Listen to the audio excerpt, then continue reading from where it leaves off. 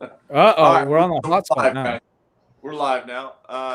I got Pops and Larry on with us. Everybody here probably knows who Pops is. Larry, you're new to this space a little bit A with little bit, comics. yeah. You've been on a couple of times, so you're a friend of the channel, Rebel Comics. We're just on to make sure that we promote this Crom Con that's happening this weekend. So I asked Pops and Rebel Comics to come on and to chat a little bit. The biggest thing, if you're getting on now, make sure you follow our YouTube channel because we just really started that thing and it needs help. So share, Yeah. follow, get it all over the place. But yeah, if you're here, just gonna talk about the Crom Con this coming up this weekend. Pops is it's his baby. We're just here to make sure it gets out to the world and help out the best we can. So Pops, it's your floor, man. Just let us know how you want to kind of go about, talking about the con and some of your guests you got coming up and what we're going to be doing. Well, I mean, we're gonna kick it off with Mr. Higgins here. You know, Oh, he's coming out. Oh, LPH. He's gonna come out and help me kick the show off at noon. I'm gonna try. We're going. No, you know what? We're not gonna try. Do or do not. There is no try. We're gonna rock this thing, Pops. I mean, listen. Just coming right out of the gate, my brother, you are gonna have the most successful Chromecast. Number 5. That's right. Johnny 5 is alive. Pops is alive. Chromecast ever, dude. When we were talking off air, you were just talking about just how the event filled right up. I mean, just boom, boom, boom, boom, boom, boom. Like it just like a stack of dominoes, man. People were coming to you, man, weightless. And now, you had the Bleeding Fool press release as well. So the first press release Yeah. for CromCon 5, right? Yes, Dude, it is right around the corner, man. We're generating some hype. Yes, I will be kicking off the show. I'm gonna have to get up a little early for it, brother, but I'll be there. But look at this as the hype before the hype, man. Yep. I'll tell you what.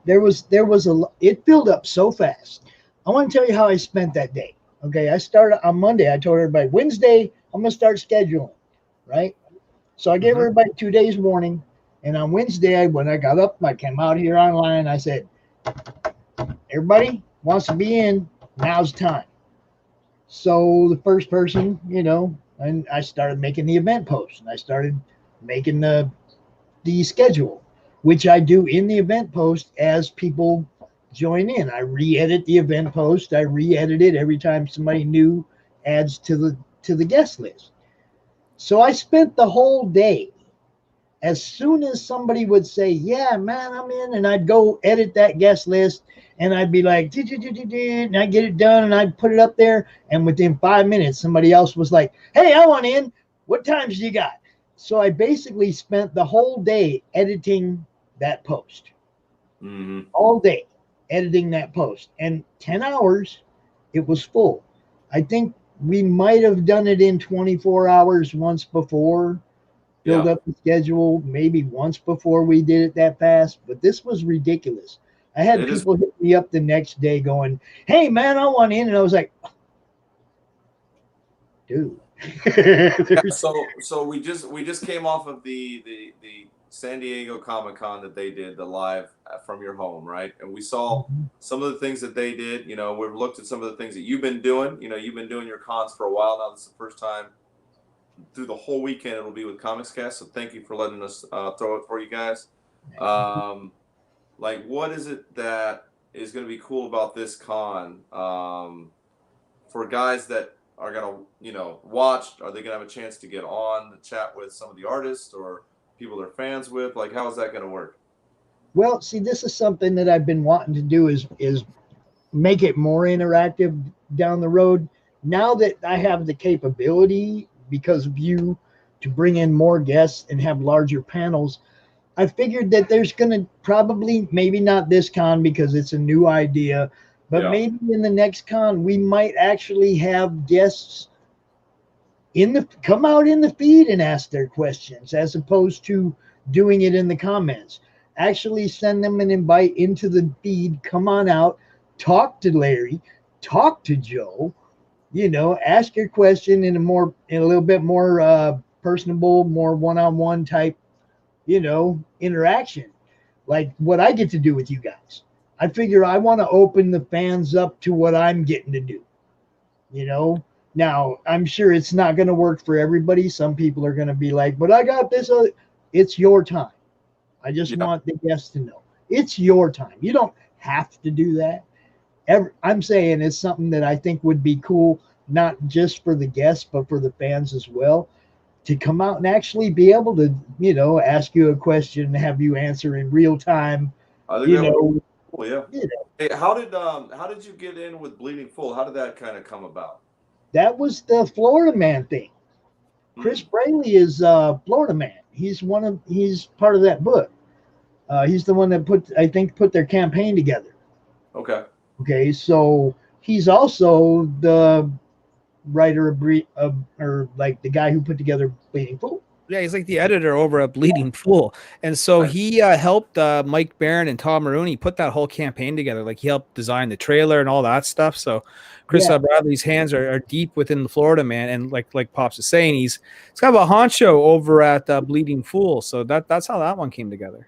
See, now I tried to get everybody's attention back before Crom Con 1. I tried to get Bleeding Fool, Bleeding Cool, everybody that was a comics press page.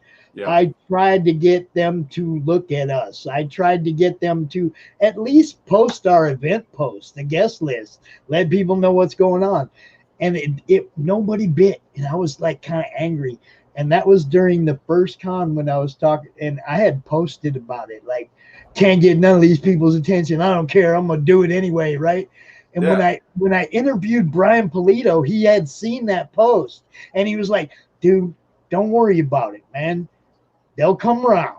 They'll come to you like that, And I was like, okay, And I just forgot about it. I never tried to get a press release out again or anything. And then I get more closely involved with Mike Barron and Todd Mulrooney by promoting their book, and I find out that Chris is Bleeding Fool, and it was like, hey, dude. Yeah, that's how it is, though. That's how you grow. Like I've always been impressed by your channel from day one. I think we sort of came up together a little bit. I'd say we maybe had a month on you or something like that. Yeah, it was like I took a month to promote before I did that first one. And a lot of people like Brian Polito jumped right out there after ECCC went down and started doing online stuff. You did it. Brian Polito did it. I was like, I had the idea too, but I'm nobody. I'm not, I go out there this week. Nobody's going to know who I am. I'm going to have nothing. So I spent a month promoting it first. We're all nobodies. That's the great thing about starting. You got to start somewhere. You got to be consistent. You got to keep growing. And your channel's been steadily growing. The problem with Comics Cast is we started a little bit big in our britches. So like we started with the guys from Bat in the Sun, like right off the bat. So like I was like, oh man, this is gonna be huge. Let's do Bat in the Sun. We're gonna get these big artists and stuff. And then we kind of reeled it in, and we were like, wait, what is our purpose at Comics Cast? Our purpose is to promote independent comic book artists and highlight bigger artists that are established to help bring the eyes in to am I hard to hear? Hey, thanks, brother. To make sure we're still focused on those indie creators. So like that's always sort of looking at ways to develop, make sure we're better, but at the same time we're like we're still staying focused on our goal, our mission statement. So I mean, I love what you're doing because it's so organic and it's so natural. Like you're just like, you know what? I'm out here. I'm doing this cool thing. I'm gonna be honest and I'm gonna be me. If you don't like it, then you can go somewhere else. Like there's nothing wrong with that. I didn't have a like I said, I didn't have an image to protect. I didn't have a boss. I didn't have a clue. I was not online tech savvy, none of this. I said, I'm gonna do this and jumped in with both feet. To this day, I'm still, you guys know, I'm not the tech guy. I don't know what the heck's going on. I need a co-host that knows what's going on. I'll bring you all together, but then it's on y'all. You buy from him, you work with him, you do this, you do that. I just bring y'all together. Y'all got to find each other and promote each other, back each other, work with But each that's what other. the platform You is all know, about. Exactly. You build that platform and you let everybody get to work so everyone goes to one place, which we've been talking about this con is the fact that everyone's going to be on like a platform on the stage during the live show. Can you pull up the secondary screen so we can kind of run down that with Pops? Yeah. Here, let me see if I can't find that again. I probably closed it up by accident, but But yeah, so like we were talking before about that, is having that platform so that people can Shiloh. actually they'll see at the con for Crom Con, they'll be able to see the main stage on Comics Cast, and then they'll be able to go to the link on Madness to go to all the different links to all their different websites, and it's all in one place. So we'll make sure that that's in there, and we're going to kind of run down that now. Oh, all right, I'm going to expand this out. Is that good? All right, I'm going to go ahead and do it. All right, here we go. Here's the page. All right, so go ahead and walk us through this, Pops. Well, like I said, we're kicking it off. Me and Niobe Man, and we're going to talk about everything that's coming up later in the day and the next day, of course. And then it's you and Jarrell get to come out to do your show, and I'm kind of like wondering what you got planned for your show. Hmm. You probably don't have nothing planned, do you? Brian Silverbacks, I see you watching. He's going to need a guest Saturday. Hey, listen, we'll bring anybody who wants to jump on. Hey, did you end up linking with the? Anyway, we'll talk offline. We got a couple people we can get on for sure. No problems. And there are a few places in here where there are panels that there's probably going to be more people actually show up than it states. Like the final one on Saturday, the Russell Allen, Wendy Steen Shaner, that's probably going to have a whole lot more people. I don't know exactly who all, because they have a huge crowd. You know, they have a huge crowd working on that. There's a lot of them. That's kind of like the cross promotions and everything. They have a lot of people involved in that. So there's some big names involved with that book. You know, like borderline professionals or borderline professionals for sure. You know what I mean? Like, man, look at this, man. It starts off with me and you, brother. Then it kicks off with Joe and Jarrell. Man, 2:30, Roland Man rolls in from Silverline Comics. 3 o'clock, Sean Howe. 3:30, Christine Shin. Moto Glass, 4 p.m. Anna, Shin, I have to let you know, you guys, for Christy Shin's show, okay, that's TVMA. F-bombs applying. Okay. There you go. Well, 4:30 though, I was going to say you got Anis Iskander for Ava. You interviewed her last night, and that just going to say, man, yeah, brother. So you have a really good guest there. I mean, I don't think a half hour is going to be enough for that one, but you know, well, you never know. I mean, she might just hang out in Pete's Pit for a little while too. You never know. Now I was going to say about Pete's Pit. I actually shared Pete's Pit's latest video.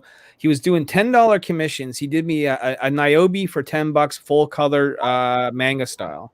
Yeah, and it has a little tribute on it. It was pretty nice. It does.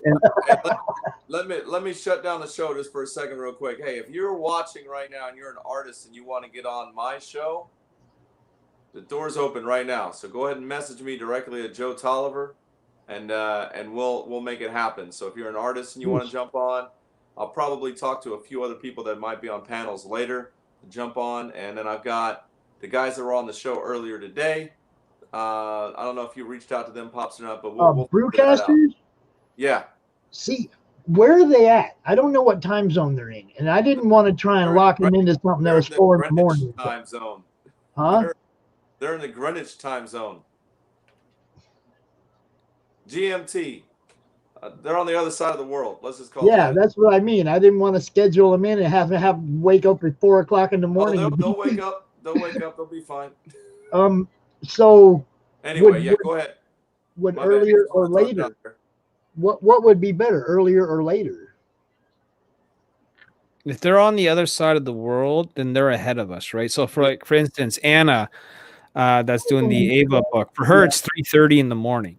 You know what I mean? That's why I got her early. I got her at 4:30 in the afternoon. You want them around 10 o'clock in the morning, 9 o'clock, something like that. We're not even out here at 9 and 10 o'clock in the morning. That's what I'm saying. I got it. I'll probably just talk to him about getting on the show. We'll just have him on my show. How about if you do a Sunday morning at 11? No worries, man. Hey, we can go earlier. I don't know about late. We can go earlier. You want to come out at 11? Get them out here at 11 in the morning on Sunday. We do that. Yeah, no worries. Look, I'm gonna go ahead and put the link in there. I think I got David Whalen wants to jump on. If you guys want to jump and chat about being on one of these on this platform this weekend, it's okay. Go ahead and jump on. Yeah, I don't need to slow down our roll. You had it, man. Just keep going. All right, brother. So like I was just saying, Pete did a phenomenal job. He's actually going to be extending this promotion to the convention. Okay. Yeah. So during the con, Pete is going to be drawing these $10 sketches. He's also going to be like selling prints. I think it's 4 for $20. Mm-hmm. So he's going to be doing a special for the con for that. 6:30, you got Rodney Fikey and Sean Fournier. Rodney Fike and Sean Fournier. I was just on a show with them earlier. That's Hasm Productions. Roadshow Rampage on Kickstarter right now. Right now. Jody Pindia. Is that how you say it? Well, hold up now. Rodney Fike drew this. Oh. This sketch card that I won. Won for picking the right number because Santa and all that. But they're good guys. They're going to be out. Again, talking about their Kickstarter. It's everything is good, man. Joey Pineda, there we go. Yes, that's another guy that I've met through the Third Empire guys, through Raj and Greg Harms. He's another good dude. Can't remember the name of his dang book though. God, there are so many. A lot of books moving around. There are so many books that I share all the time, and it's like, wow. 8:30, Les Linden Gardner. And he have no idea what he's going to do, but he just said, just give me a spot. So that one's going to be a surprise. Put me in, coach. I'm ready.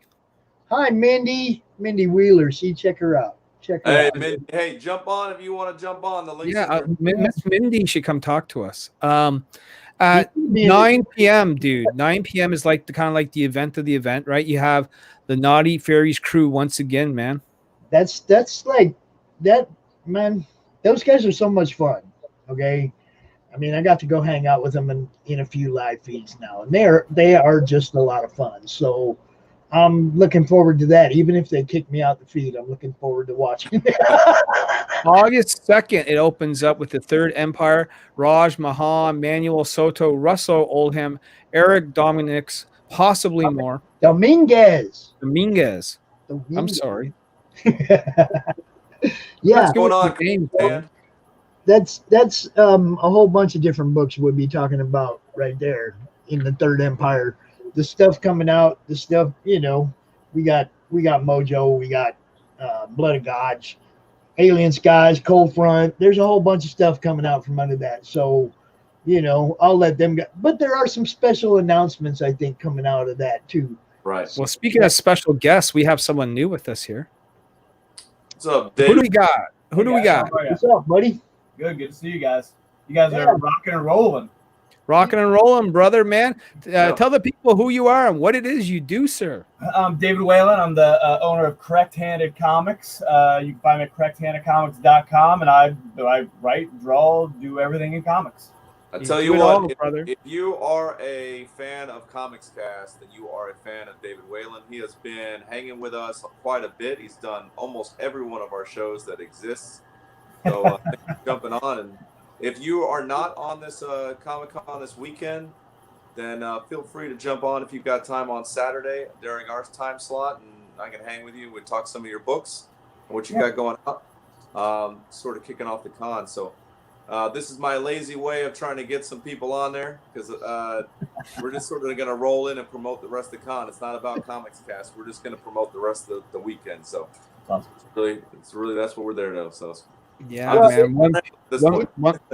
Go ahead, Pops. Don't not pat yourself on the back a little bit. It's a little bit about Comics Cast because comics. If I remember correctly, last month, certain guy from Comics Cast was sharing the crap out of our feed and really getting us out there and getting us seen far beyond anything that I was able to do. Joe, you're in a lot of comic groups, dude.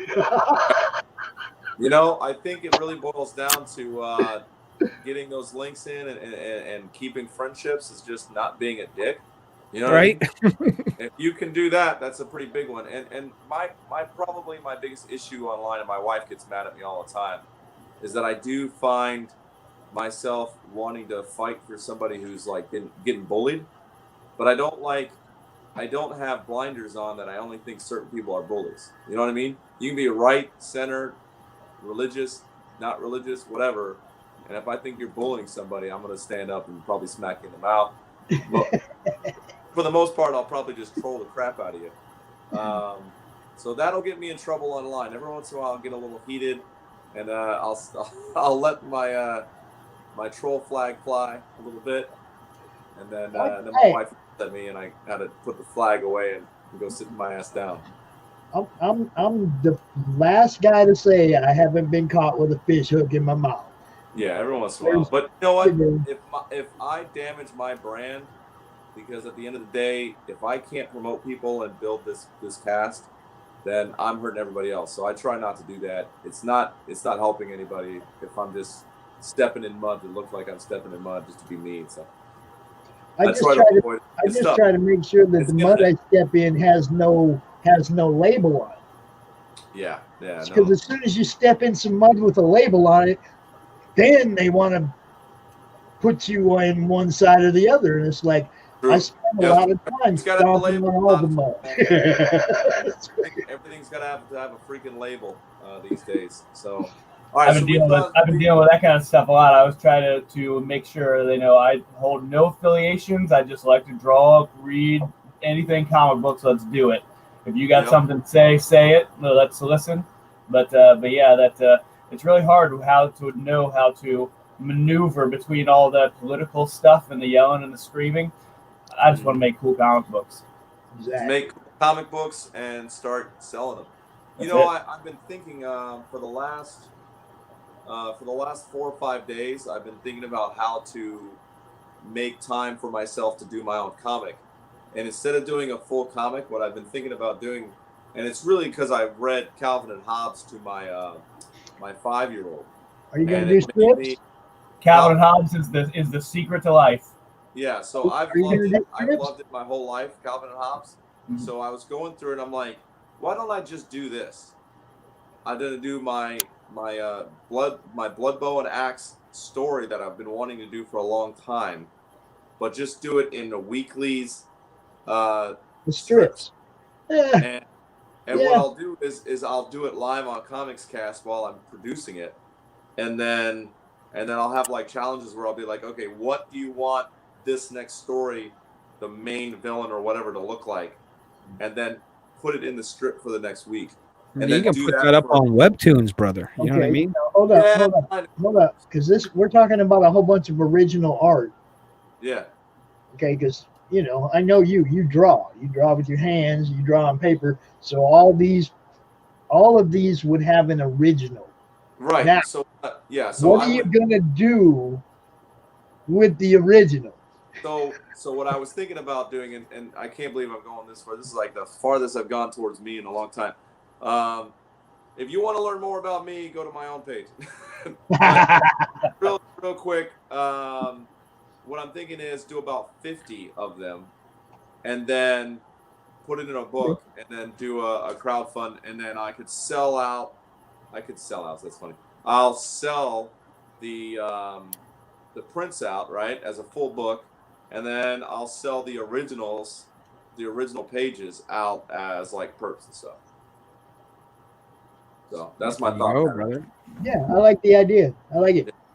Yeah, and then it's just fun. Like every week, it's just more content for the page to get more eyeballs. So it's all good. And it's amazing how well if you've got a plan, which I know you would, Joe, it's amazing how well those things all come together to be able to while you're putting them out weekly or whatever it is, how many times you put it out throughout a month.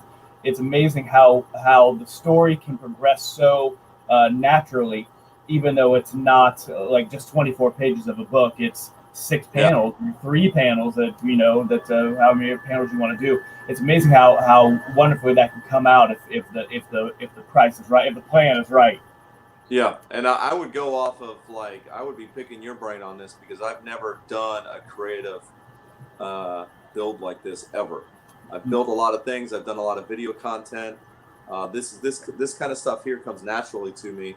So I love doing this and I love promoting. But when it comes to anything beyond, sketch cards or doing fan art or whatever else, doing something like this, I'll probably reach out to you and be like, how the heck do you stay on point? How do you keep the story progress? How do you keep all your stuff in line? It sounds easy, but I know once you get started, it gets kind of crazy. Yeah, the hardest part is when you come up with a thing that you're like, oh, I could squeeze that in. You're like, well, where am I going to squeeze that in? That's the hard part. When you're 3 months into it and you've got everything going and you're running on all cylinders, you go, oh, that's a great idea. Where can I put that in? You're like, yeah, just save it, hold on to it, push it to the side, save it for something else. Well, I think we've got 3 writers here. How many times, for me, I always write something and then I want to keep it simple, but then I keep building on it and it gets so complicated. I'm like, okay, my first book, I want it to be simple. So I scrapped the complicated idea, even though I started it simple, because every single time I start writing, it gets more and more and more complex. I think that might be something that happens to everybody. It might just be my problem. I don't know. But all right. So Larry, you want to? Yeah. Let's keep going, Larry. Well, right now, what I'm doing is I'm just kind of getting messages. Yeah. No. I'm scrolling through some of the people who's going to be here. We're looking at some of the Kickstarters that are ongoing right now. So, for instance, keep scrolling down till you get to the Mojo, and then we'll go back up and we'll cover the rest. All right. Well, you want me to go from bottom up? All right. Go down to where Mojo is. Hold up, not too far. That's all right, brother. We're getting there. All right. That's Christy. She's cool. She's so cool. The point is that these links are going to go to all the different creators that are at the con. Right. So if you want to find them, we're going to go through them all right now. This is the point of this portion. This is Christy Shin. And of course, Horatora Studios. And she does a lunchtime show every day that I post in the group. Demon Bitch. We're gonna get your messages. Right. So I mean, Christy is totally cool. I've gotten to know her a little bit over the last couple of weeks, and I'm really looking forward to talking to her on in that interview. You can go ahead and scroll to the next one. Who is next? Well, what's next is right here, Michael Barron, Tom Maroney, Chris Braley, August 2nd, 2 p.m. Gary approves, Florida Man. Yeah, that's Gary from the book. Gary. That's right. He approved. I think my favorite character is going to be Crystal. I'm kind of thinking one of the guys in the front row at the wrestling match is actually going to be my favorite person. Yes, sir. I read you. I got you. But yeah, those guys are so cool. Todd and Mike have been all over making the rounds on everybody's show. I've done my best to get them on as many shows as I can. Been pushing this book. I'm looking forward to this one probably more than any of them because this is the comedy. This is the funny one. This is the one that's I know is going to make me laugh, and it's going to take me away from today. I'm really looking forward to that. It's funny because I'm the same way with movies. I just want to watch comedies these days, but man, you give me a drama comic. For some reason, I want drama in my comic and comedy in my movies. I don't know what it is. I just want comedy anywhere the way the news feed looks anymore. Yeah. I just want something to laugh about. Looks great. Todd and I worked for a company that I don't think makes comic books anymore 5 or 6 years ago. and he was putting out some great superhero stuff for that company that I don't think ever saw the light of day. I think he's still working on getting some of that stuff out. But Todd's art's always impressed me. It's always been very clean and crisp, very expressive. The story always flowed really well. So Todd's work was great. That old Ford pickup that he drew in that book. Go back and look at it again. Scroll back down there. Look at that Ford pickup. Go. You can't. You got to click on that top picture. Yeah. No, that's the Gator. I thought I had a picture of the Ford up in there. Dang it. Oh well. He drew an old like 53 Ford. It's so pretty. And it's in like a whole bunch of panels. He drew it more than once. It's real good. Yeah, I made sure the Reddit banned this comic picture had to go up in that post too, because Who is this fine gentleman? Sean Howe. That there Electra right there. What can you tell us about Mr. Sean Howe, sir? Mr. Sean Howe draws, and he draws some really photogenic looking stuff. It's still family friendly hour. I said photogenic. I mean, this stuff looks like photographs. It doesn't. Some of his stuff doesn't look like a drawing. His stuff's pretty awesome, and he's a nice guy. Can I tell you? Now, Haslam Productions, Roadkill Rampage. I was just talking about that. I was just out on their show. Rodney and Sean and Tina, good people. I already got to read this book, so I don't want to spoiler, but oh yeah, it's if you like the horror type, on the road weird stuff, the more on the road movies where something bad happens to the travelers or whatever. Yeah, this is your book. Hey, Larry, the British girl, was she British artist creator? Yeah, she lives in Manchester. She's the writer. Actually, Timothy Green is the one who drew that book. I absolutely blown away by the story. That's wild. Oh yeah, that story is like right now too. If you think about it, it's like 5 years from now, that story is going to be like, yeah. So we know. We're living it. No. Who are these guys, Pops? Those guys right there are the guys that have allowed us to expand and improve and grow Crom Con into what I think is going to actually be, it's going to have its own legs from now on. I'm not saying I'm not going to work as hard to promote it, but I don't think I'm going to have to work as hard to promote it. I don't know. We have to keep building, man. Oh, I didn't say I'm not going to. Listen to what I'm saying. I didn't say I'm not going. Just the record, his name is pronounced Gerald. Gerald? Okay. If I go through this whole show and not make sure that's corrected, he's going to kick my ass. Is it Motos or Motos? Motos. Okay. Gerald Motos. All right. Up next, Pops, Roland Mann, Silverline Comics. Roland Mann is all over. You jumping on, brother? Jump on, man. You got the link in the description. All right, go ahead. Sorry. Oh yeah, Jarrell. Jarrell, that's Superman's father, man. Come on. Son of Jarrell. Gerald Motos. All right, Silverline Comics, Pops, what can you tell me? I'm going to know this. Oh, about Silverline? Silverline is everywhere, man. Silverline is all kinds. I think the one they're pushing right now is Friar Rush. I do have it in this post, but it's on John Martin's post because he's also part of that book. So when we go farther up, we'll get to see the book, but that's the one I think that they're pushing right now. This guy right here, Moto Black. This guy right here. Hold on a second. Let me grab. All right. This guy right here. Just so everybody knows that it's for real stuff. Oh, you can't see that. Give me something you can see. How about that? Oh, yeah. Who's that right there? It's Crom, man. That's God of Conan?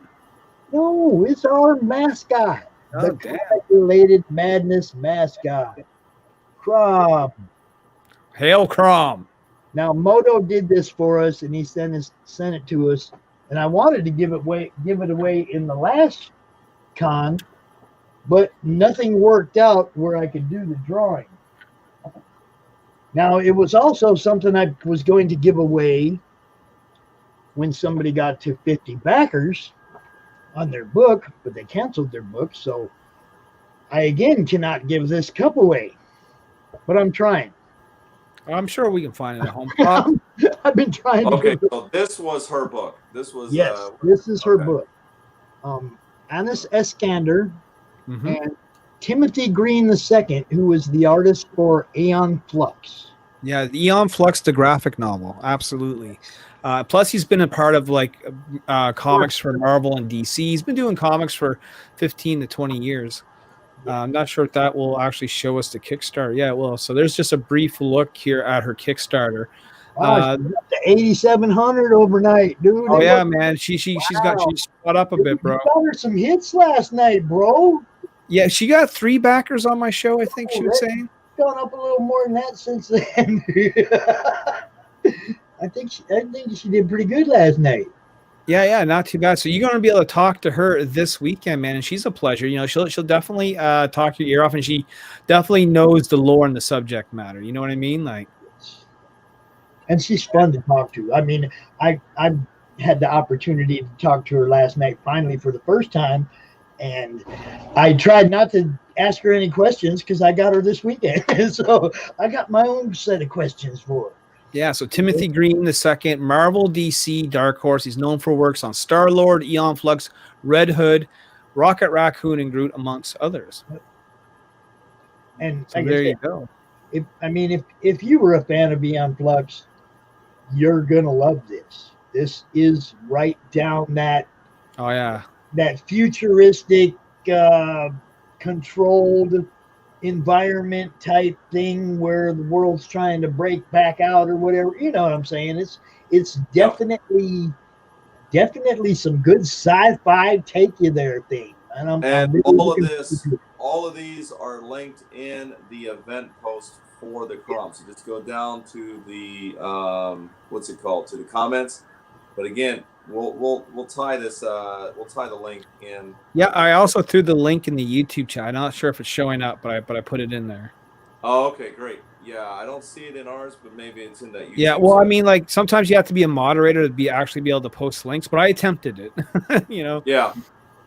Yeah. Uh, Send me the link on Messenger when you have a chance, and I'll throw it in the chat or in the private chat here.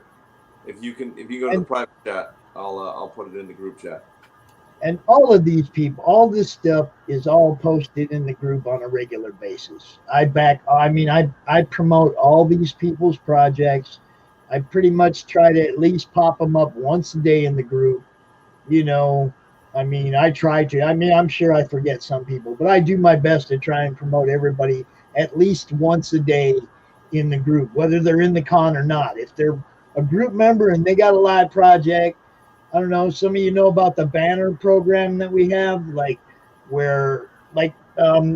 LPH here. He sent me a banner that has Niobe on it, has his character, but it also says Comic-Related Madness.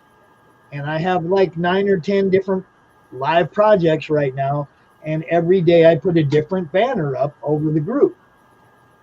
Who is today anyway? I don't even remember. It's because I change them all. Who's up there today? I'm not sure, Pops. Let's see. I know it was me like yesterday or the day Okay, before. Today is Tales from Nocturnia, which is another one of our guests that we'll get to in a little while. But if you look in Comic-Related Madness and just check the banner out, you'll see what I'm saying. And anybody in the group that has an active project, if you send me a banner with your character and your book, as long as it represents our group as well, I'll put you in the rotation. We'll put it up on top of the group. It'll be seen, for 24 hours straight. I try to always come up with stuff like this. Anything I can to help promote, push, whatever I can do, man, to give you guys some extra exposure. That was Hey, one of the things, just for everybody's essay, we got draw talk in the Draw freaking, talk. Is he in the chat or is he like on the panel? He's on the chat, so if you want to jump in, the link's in there, man. I'll throw it in there again though for you. Man, you got to get Tyler on the show. Come on, man. I just seen Pete make a comment somewhere too. So this is another book that's going to be around, another creator floating around here. We're talking about Sins of the Fae. That's Mr. Lord. Mr. Lord, Buddy Lord himself. Buddy William Lord, yes. This is another one that I have. Now look, some of these I have backed. Some of these people have been nice enough to send me a PDF and I've actually read. Some of these I want to back and haven't, and some of them I'm just like, man, come on. When you get 2 or 3, 4 of them that are all ending at the same time, and you know you can only get one of them, it gets really difficult on a fan. Okay. It's nice to have choices, though. Options are good. I know, but it's like this week it's really hard because I got Lily Demoness, I got this one. There's Michael Odin's Elysian Fields. There's like 3 or 4 of them that are all popping off right now. And I'm not going to be able to back them all. I can't afford 4 or 5 of them in 1 week.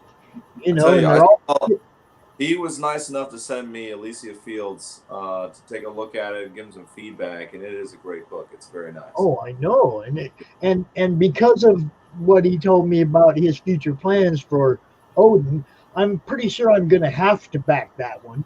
But you know what I'm saying? It's like there are some books out here, man, that I'm going to be disappointed that I couldn't get. I'm serious. There's some good stuff popping off right now. Let's pop in the whole group in the chat real quick. Take a break from the extra screen. I haven't asked David, and I'm going to ask Tyler real quick. David, you got any actual projects rolling around right now? Yeah, actually, just while I was getting online, when I saw you guys, I was getting offline because I was doing my Thursday night draw with David. And I am finishing up the pencils and inks for issue 13 of The Offspring. Actually, I've got some pages right here from. This is the page that I worked on tonight for the Thursday night draw with David. Nice. Here. I did the cover to 13, if I can find it. So I got the cover to 13 that I did. I believe it was last week, maybe not. I don't really remember. I'm like inks. Right. Yeah, so I've been doing this draw with David on Thursday nights, and I was lucky enough to be able to see you guys on. So yeah, issue 13, I'm hoping, fingers crossed, to be able to get that done before school starts up in September. So to have that out at the end of August would be a perfect world for me. So that's what I got going now. Are you tracking that Comics Cast does a Friday freestyle for artists just to hang out and smack around some ink? I have been watching. I didn't want to overwhelm you with all my charm and good looks. Oh, you're good. Either way, man, it's all good. All right, and Tyler, you are playing in the Indiegogo space right now, right? You should have you should have a campaign that's almost done, or in the middle. No, we're launching on Monday. So we're launching the Indiegogo on August 3rd. You haven't launched it yet. Yeah, not yet. We funded on Kickstarter. We're going to do Indiegogo for 7 days. We were on Kickstarter for only 20 days. So we're going to do Indiegogo for 7 days. And then after that, we're going to get that book out to the backers. And then I'm working on like 5 books right now. So just really pumped to keep making comics. Awesome. So we're going to kick off your I think we should kick off your book Sunday morning. Pops, I went through my schedule for Saturday and Sunday trying to find a time to do the con because we talked last night and I was like, I gotta find a time, but I'm so busy this weekend and I won't be able to make it, unfortunately. Hey, I really appreciate the invite. Guess what, Tyler? Guess what? You're doing the con right now. That's right, brother. Well, Flip, I made this it. Is the Hold up. What are you going to do on Monday? Are you going to do a launch party live? Are you going to do anything? Yeah, I'm going over to my friend Shay's. Me and Larry are going over to my friend Shay's YouTube channel. We're going to have some awesome creators on there. And then I'm blitzing that week. I mean, for me, like the book's funded.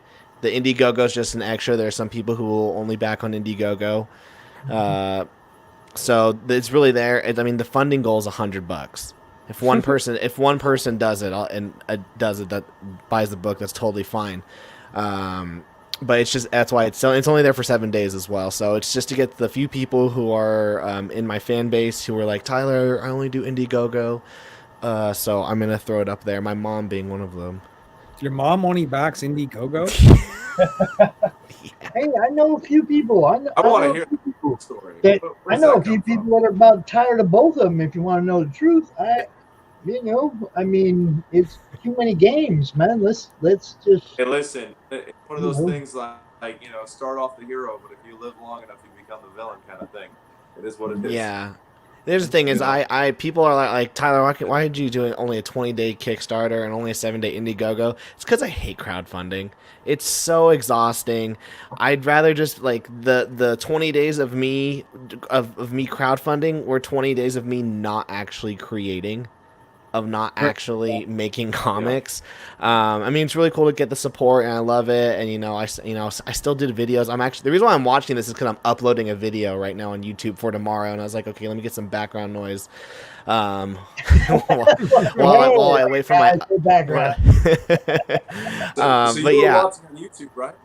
Yeah, I'm watching on YouTube. Yeah, because I'm right now waiting for my whenever I upload a video, it takes like 10 minutes because it's like a gig. So I was like, okay, I need to wait. So I'm gonna listen to them. I was watching my numbers, right? So I get excited if I get our videos up to 2,000 views on Facebook. I'm like, okay, great, 2,000 views, we're really hitting it out of the park, great. If I can get 12 views on YouTube, right? I'm like super excited. Yeah. I'm like, hot dog, well, man, it's got 12 views. Well, Joe, my day job is digital marketing, right? Yeah. So like I could so it's just all about the algorithm on Facebook and YouTube, and there's ways to hack it to get those numbers up and whatnot. Well, is that what happened, Tyler? You hacked the system? Is that how you got like 3,000 subscribers on YouTube? And I've been paving the way for 9 years and can't get 5. I just did the little tricks, right? The little tricks. Well, now we're just gonna have to bring Tyler all the way into this little conglomeration we have here. So Tyler, let me ask you this, man. Oh, there's a lot of voices going on. Yeah, I think we got a delay. I think our biggest problem at Comics Cast is that we just don't have the time. We don't have the amount of time to like put into it.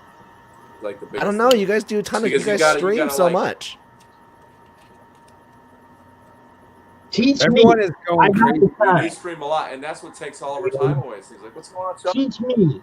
I got the time. Ladies and gentlemen, Chuck Pino. What's up, Chuck? It's Chuck. It's Chuck. Right. All hail, man. I saw that you guys were in here, and I was like, I've never seen this show before. What's going on? Welcome to the show, Chuck. Well, let me ask you this, Chuck. How did you find the show? Was it because of me? No, it was David. David, okay. Yep. I saw it on David's thing, and I was just like checking it out. And I'm like, oh, these guys are having a good time. And I'm like, oh, these dudes left the StreamYard thing up? Oh, I'm popping in. Right? Chuck's like, I know who all these cats are, man. I know most of them. I think, Joe, I know of you, but we've never met. Nice to meet you. Well, Chuck is the guy who offered his platform for us to expand Crom Con. That's awesome.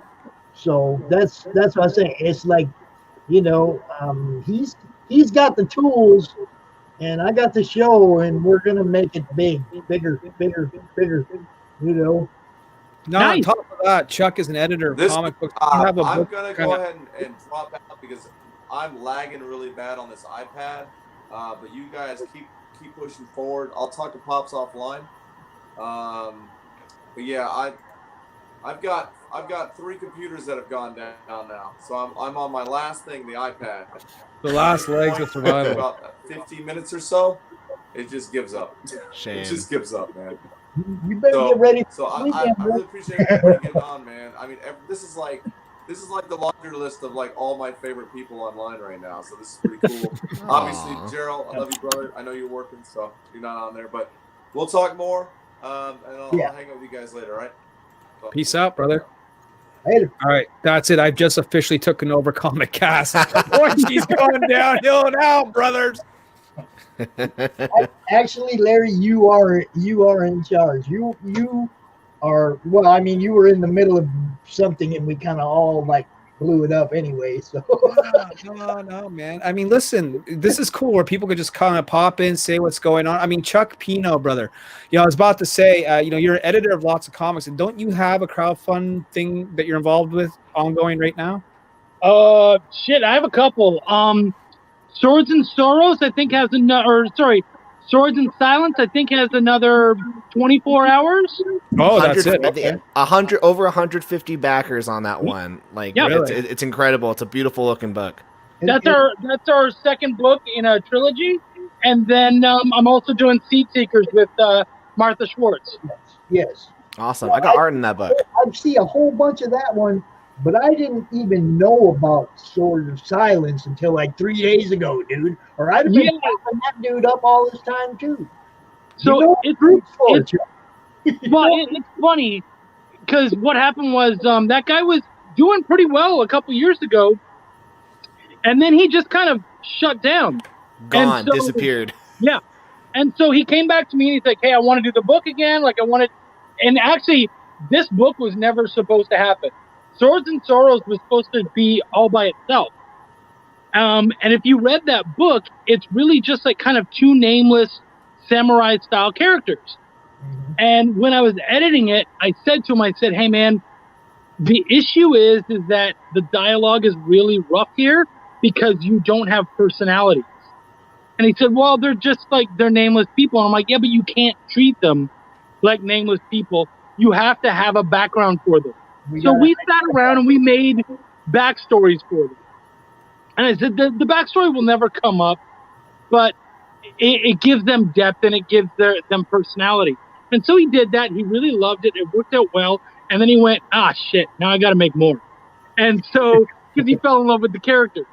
And so he made this trilogy and this one came out, but he had always planned on doing it, after we had done the first one, but he went silent. And then he's like, "Okay, well, I'm just going to do this next one." I said, "Dude, it's not going to be as easy. You're dead. Like if you're gone for a year or two and you're not around you're not talking to anyone, you're on the boards, you're gone. Like you're starting over." Yeah. And he said, "Really?" I said, "Pretty much, man." And so luckily he had his mailing list, but there's a lot of people who don't remember him. And it's just because in this industry, you can't just disappear, especially when you don't have a huge name. I remember 2 years ago he came on my show and we talked, and like he was launching that Western one on Kickstarter. Yeah, and it was like huge, and I was like, I remember at the end being like, what do I do? And then after that campaign, he left like the Avatar. They're just like, and then Connor disappeared. But yeah, no, he's doing really good. But also a cool project that anyone can check out, which I have been on my drives to work each day, is Essence House by Chuck Pino. It's on Spotify. Wow. It's an audio story. Let me tell you, like someone who loves storytelling and making comics is so time consuming, and I'm like, now I'm starting to do novel writing and trying to figure out how else can I do stories. Essence House, guys, is a blast right now. I'm on chapter 4 right now. Just having I'm having a silly goose time. A silly goose time? Yeah, silly goose time listening to this because they're short. It's awesome. But I appreciate it. David, I got to ask you something. How in the hell did you meet a maniac like Chuck? Chuck, I think it was probably about 5 or 6 months ago that we just kind of came across each other on Facebook. We backed and forth with some of the stories that I've been writing. He gave me some great feedback, and we've just kind of ran into each other from time to time here and there. So you guys do a little business together, a little editing, Chuck? Is that what's going on?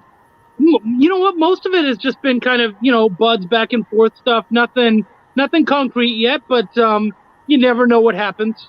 Mm-hmm. You never know. Now, are both you guys going to be part of the Cromcast 5 with Pops? No. Well, see now, Chuck, Chuck. He turned me on to a guest that's been out every time since then. And she tries to get him to come out with her. And he says, no, she needs to promote her own books. This being Miss Wendy What? Gale, I'm assuming. But at that No. time, Chuck, now hold No. up. Hold up. Last time you didn't have a project. If she invites you to come out this time to join her, you come out and you talk about your book. Who is Yes, this? sir. Yeah, we want to know who we talking about here. Katrina. Oh, Wright. Katrina. Okay, yeah. Yeah. Oh, Katrina's everywhere. Yeah, that'd be Yeah. weird for her not. I see her everywhere But now. she doesn't push herself very hard, and so she had. I was having issues anyways. Like I had to deal with some stuff, and I already had my slot for Crom Fest. I think it was like 3 or so. Mhm. And she said, "Well, why don't I come on?" And I said, "Why don't you take it? Like you actually have something to promote. Right. I've got a lot of stuff going on. I'm really busy. Go ahead." And she's like, "Oh," and she felt all bad. I'm like, "No, dude, it's not about that, man. I don't need it like you need it right now.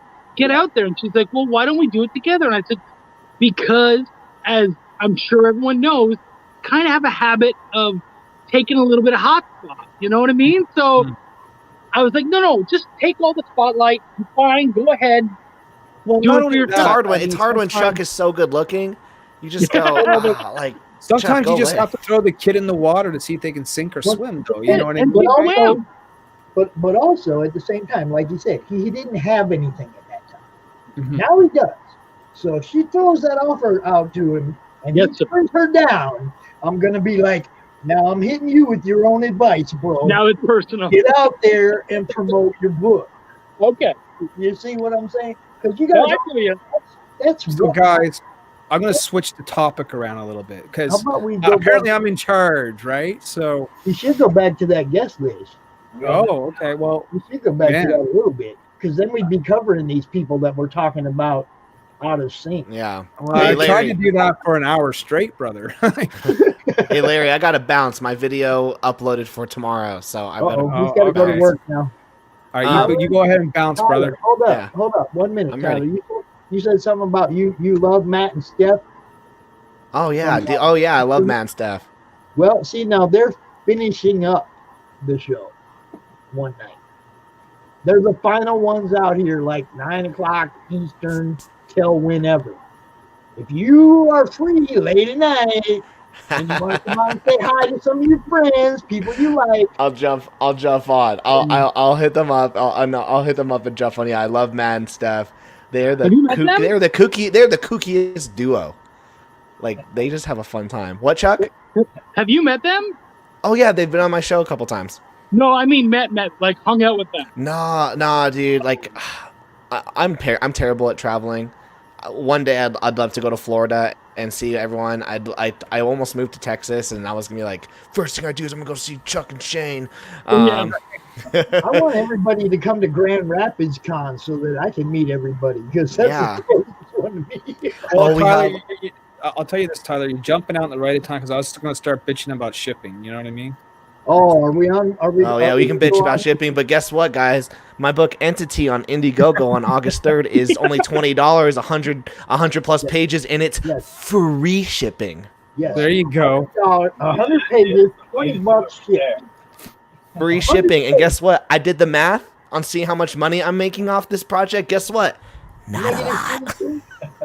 Welcome to the world of comic books, my friend. Yeah. You make money doing Tell you this? what. Shit. I'll tell you what. We'll try to make sure that you get the exposure you need to make money next time. Oh yeah, no, for I don't sure. want You know, I did the. Oh, come on, man. Yeah, no, I really appreciate it. Oh, and Pops, the advice on the whole social media thing: do less live shows, do more pre-recorded shows. The algorithm likes that. Yeah, YouTube yeah? likes that for sure. Well, see, I do a lot of like when I do unboxings, I do them pre-recorded, but I just show them in the group. I don't like YouTube, you know. Yeah, But if it's Facebook, I mean, I show them in the group. I do all my unboxing stuff recorded because kids are always here and you never know what's going to happen. So yeah. take over, have to take 3-4 takes, you know, and act like I'm cutting the box open again because Yeah. You know, Here, I mean- so when I make a YouTube thumbnail, I spend 45 minutes on it. Damn, That's how long I take. I'll do 5 different iterations until I feel okay. This is the one I think is How gonna. many years of your life have you wasted on that one? Doesn't matter, man. That's my full-time job. Is I got to make thumbnails for my company to get people to read our content. And you know, sometimes you get the right content, you have 100,000 people now on your site. Okay, Making this sales. is my question, Tyler. Should I pre-record, do a recording, and put it on my Facebook and share it to, or put it on my YouTube and share it to Facebook? It depends. It depends on what you want. If you want to just post it on Facebook, then yeah. But if you want to grow, so like my goal is to grow. my goal is to grow 2 things: my Twitter and my YouTube. Facebook at this point is just a place for me to talk. But my I want to grow my Twitter. I want to grow my YouTube, and more importantly, I want to find comic book readers. I already know enough creators. I know all you guys. I know enough comic book creators. I want to find the 100,000 million people who are out there who are like, man, I just love comics and I want to read them and I have no desire to ever make one. I want to find those people. I thought comic book readers were just the creators, dude. That's how I understood it. Sometimes you go through your backer report and you go, I know every single one of these people. 100%. I mean, I'm like, Yeah. I'm not a creator. Yeah. that's 5 months ago, I was just a fan. See, I'm not a creator. I'm not none of that. I'm just not yet. Give it another year. With a Facebook group that's growing. You know? But just wait. Someone's gonna pressure you, Pops. Oh and yeah, say, so Pops. eventually Pops will be making announcements. Guess what? I'm writing a comic book. I'm already a character in a couple. I'm a creative consultant on one. That's Creative consultant. You're that close to writing one. I know. I'm that close. There. That close. But All Listen, Pops, I can't bring up the guest list because actually Joe has control of the StreamYards, not me. Well, Joe's out there. Joe, He's out there somewhere Hey, in the see you guys. background. All right, peace out, Thanks, brother. Tyler. Good seeing you, bro. But I was just gonna say about shipping. Listen, I got a package in the mail the other day, and I just got a bitch about it for a second. It came in a bubble envelope, right, with just a bag and a board. And so, literally, if you want to take the book, Michael Oden. And like, you can literally do this, right? And I've gotten a lot of books shoved in my mailbox like this. I got a lot of damaged books because of this. I'm going to go on Stan's soapbox here for a second. Creators, if you're going to send out a book in bubble envelopes, and people will say about Gemini mailers being the quote-unquote industry standard. As an independent comic book creator, you set your own standard, but just make sure that the book arrives the same condition that it left. And so if you're going to send it out in a bubble envelope, you need to wedge this thing between 2 pieces of cardboard. And a backing board for a comic book does not constitute cardboard. We're talking cardboard that you cut from a box like this, and you put it between your comic. You wedge it in like a sandwich. And so that covers all sides, and you tape it down so it doesn't move around in the bag either. And then you mail that sucker out. Or you can go to the next step and use a Uline or Gemini mailer, which is actually what I do. And I'm not preaching Geminis and saying everyone has to do that. I'm just saying, man, take care with your comics. Simply throwing this thing in the bubble envelope and centering this. I'm lucky this thing arrived in good condition, man. I live in Canada, so just imagine all the little stops and bumps on the road this sucker had to make. You know what I mean? Just to get to me, What I would tell people, and you're not wrong at all, is that if you do something like the bubble mailer or whatnot, you need to understand that every time you do that, you're rolling the dice. And eventually, you're going to roll snake eyes. Someone's going to be pissed off, and you're going to have to send them a free copy on your dime. Yeah, and if you're not willing to do that, then you need to just jump on the Geminis now. And that's really the fact. Yeah, and the reason why I bring this up is because I got that package that way. Like in this case, the book was fine, but there was also on Pops' comic related madness, Russell Allen had posted this like mangled jack up package. You know what I mean? And I'm like, okay, I have to say something the next time I'm live again. Like. So I want to say hi to Phil Locklear. He's in the chat. Michael Oden's in the chat. I sent you the link, Michael Oden, to come out here and join us. Send it to Phil. Here too, because I know you like talking to Chuck. Send it to Phil, man. Bring Demon Phil on here. He's got a lot of changes coming on. He's been like pumping out a book too. You know what I mean? Like, And I don't want to take away from David, man, because I really don't know David at all, brother. This is the first time that you and I have ever talked. And your art looks pretty good. What I keep looking at though, Dave, is the comic books behind you. You know what I mean? I I'm was trying to figure wondering out. that too. Is that stuff you've had something to do with, or are those your collection? Just cool stuff. Some of it's signed, some of it's just stuff that I really enjoy, like the Bwahaha Justice League era stuff, and I've got some of it signed up here by Ron Mars. Just some of my favorite runs in comic books that I really enjoy. I thought I saw an X Factor or X Force #1 up there Yeah, somewhere. Force, yeah. Yeah. Got some Blue Beetle stuff up here, Ted Cord Blue Beetle stuff that you can't quite see. So it's just some books that I enjoy looking at. I look up at them, and they give me the go ahead to keep moving forward. That inspirational feeling to be able to keep moving. Well, let me ask you this. Speaking of inspiration, as an artist, who were some of the artists that you looked up to when you started doing this crazy line of work? Yeah, I'd say Dan Jurgens was a big influence on me from the Superman run and his stuff they did with Booster Gold and the Death of Superman and all that stuff.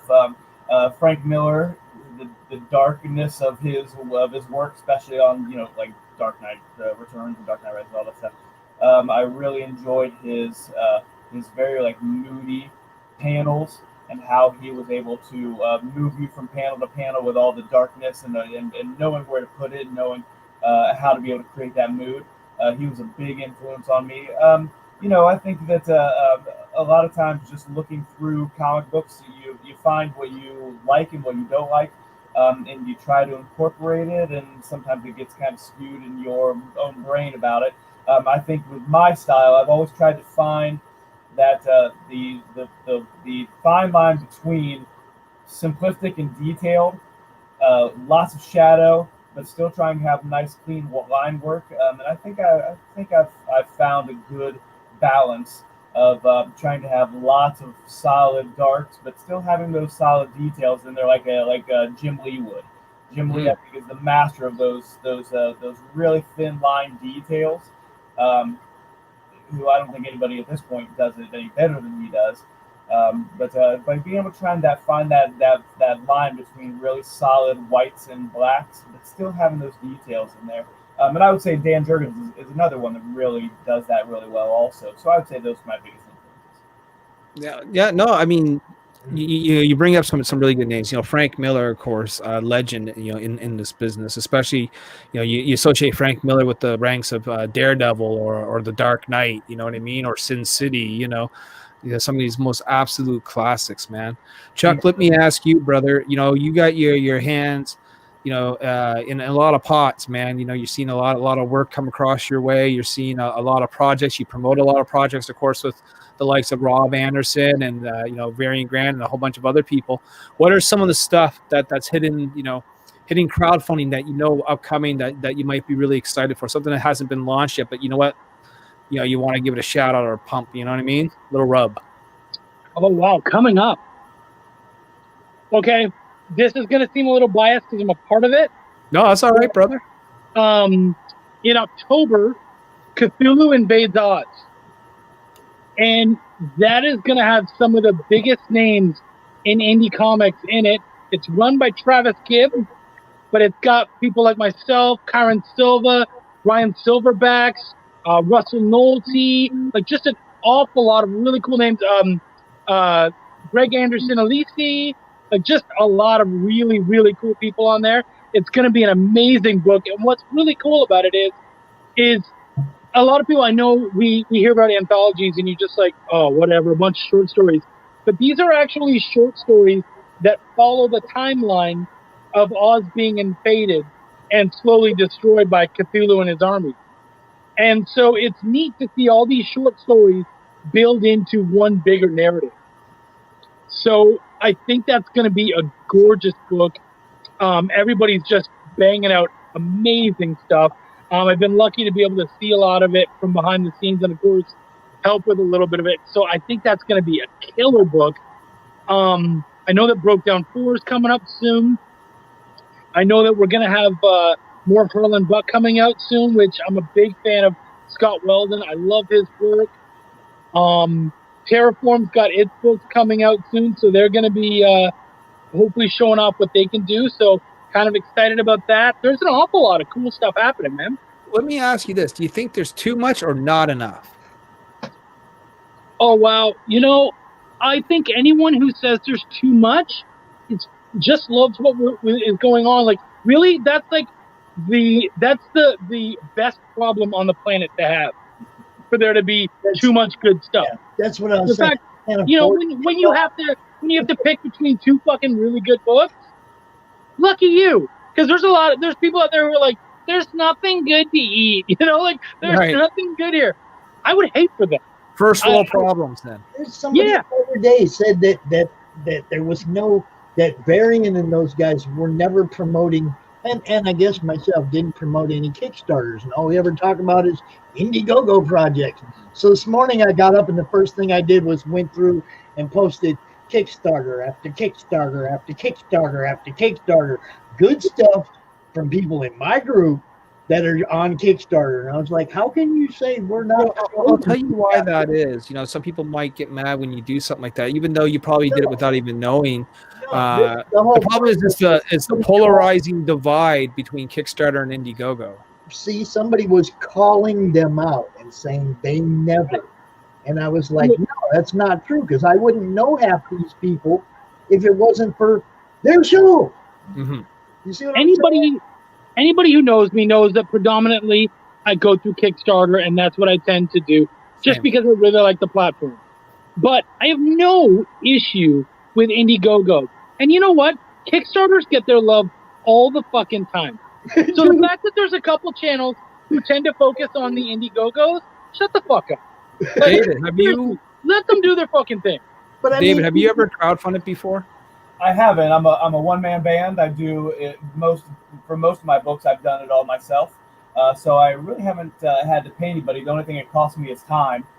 So I've been lucky enough. I am looking into, because I know that it's a good place to be able to get a lot of eyeballs onto. And I think for as far as the Indiegogo Kickstarter debate goes, like we were saying a couple seconds ago, more is always better than less. Giving people a chance to be able to see it in different places can't be a bad thing, and that's definitely why I'm probably going to, before the end of the year, hopefully, be able to get some of my stuff up on both of them, because it's always better to be able to get more eyes on than less eyes. Now, guys, it's been brought to my attention that we're looking at another serious indie growth, and when I say that, I kind of compare it to the age of Image when it first came out. There was this big boom in comics, right? And so right now I'm seeing kind of this undisputed era of the indies, happening right now, where it's just indies are exploding all over the place, and indies essentially are getting a lot of mainstream press now, on top of which, because there's a lot of pros who are kind of diving into our world and now doing what we do. They're doing their own Indiegogos, like Sean Gordon Murphy. They're doing Kickstarters. They're mixing and mingling. A lot of us indie guys are starting to slowly work with a few of the pros, myself included, right? And so we're starting to mix, two worlds together where indies are really kind of getting noticed. Do you guys worry about a bubble in the sense that the bigger the bubble gets, the more likely it's going to burst? You know how Image got so big and then boom, the bubble burst. Is there going to be a burst for this crowdfunding thing? Are eventually people going to get tired, Chuck, of paying $25 to have a book to? You know what I mean? I mean, if you're not tired now, why are you suddenly going to be tired later? Someone might realize this is starting to be an expensive habit. Cause I myself included, I don't want to trash what we do, but I'm just saying, I start looking at, Pop said, you can't back everything. So you start looking at these books you want to back, and you're looking at shipping costs. You go, ooh, ouch, that one's kind of high, and you don't do it. Well, see, I'm a master at picking. I'm a master at buying the lowest tier. Okay, as long as I'm getting a physical copy of the book. Okay, that's what I want. I want the book so I can read the book. Now, I'm not going to say that there are not times that there are tears that make me shed tears. Right. Okay, because I can't get that stuff. But I'm still, that $6 copy, that $10 copy, whatever. Yeah, I got to pay for shipping, whatever. That is worth it to me. Okay, and it's not just because of the extra stuff people are cool enough to throw in. That has a lot to do with it. It also has a lot to do with it, like you were saying a minute ago, how it gets there. It has a lot to do with it. Hey, This book gets to me, right? Yeah. This book gets to me. People Doesn't even people pick up here yet. Go ahead, Chuck. Doesn't even people pick up on this shit, like, and they start to notice things. So like, somebody had said, hey man, you got to check out this Kickstarter, blah blah blah, and I was like, yeah, okay, I'll check it out. And they're like, if you donate for $1, you put in for the raffle, and I'm like, well, I'll at least do the $1, but why don't I go and I'll check it out? So looking at the physical, and I was like, cool, this looks really good. I might just get the physical. And so I moved just a little bit further to check out some of the tiers, and it went from, like $10, here's the physical, and then $15, you get it signed. And I went, wait a fucking second. Who are you to charge for your signing? And this was not like this was not one of the big boys. This was one of us. Right. And they charged for their signature. And immediately I went, congrats, you're only getting $1. That's it. Right. So I got a couple of questions on that, because there might be two theories to why that happened. Was it on Indiegogo? Nope. Okay. So I was going to say, because on Indiegogo, they didn't used to give you the option to put whether you want your book signed or not. So you legit had to make a second tier for it, right? Okay. So that could have been the explanation, but it's on Kickstarter, so really no excuse. I'll be honest with you, Well, but also on Indiegogo, you could just as easily make 2 tiers that are the same price. Fair enough. One signed, one's unsigned, and I'd be fine. It's going for the money, and right. I really don't like that. I'm not a fan of that. Yeah, and I'm not going to jump on that. And you know what? I get that sometimes there's reasons for it, but come on, man. It's not wagging its finger, man. I know of one like that, and I actually backed that extra $5 for the signature because that book is going to be on the wall with the signed books. It's not so much that I was getting it, like I usually do for my collection to read. That one specifically was going on the wall with the signed books, so I needed that extra $5. Here's my take. My wife is a huge fan of Witchblade and the Darkness and whatnot. Darkness is on Kickstarter right now. It sure is. So we picked up that hardcover. You know that all those hardcovers are being fucking signed by Mark Silvestri? Mm-hmm.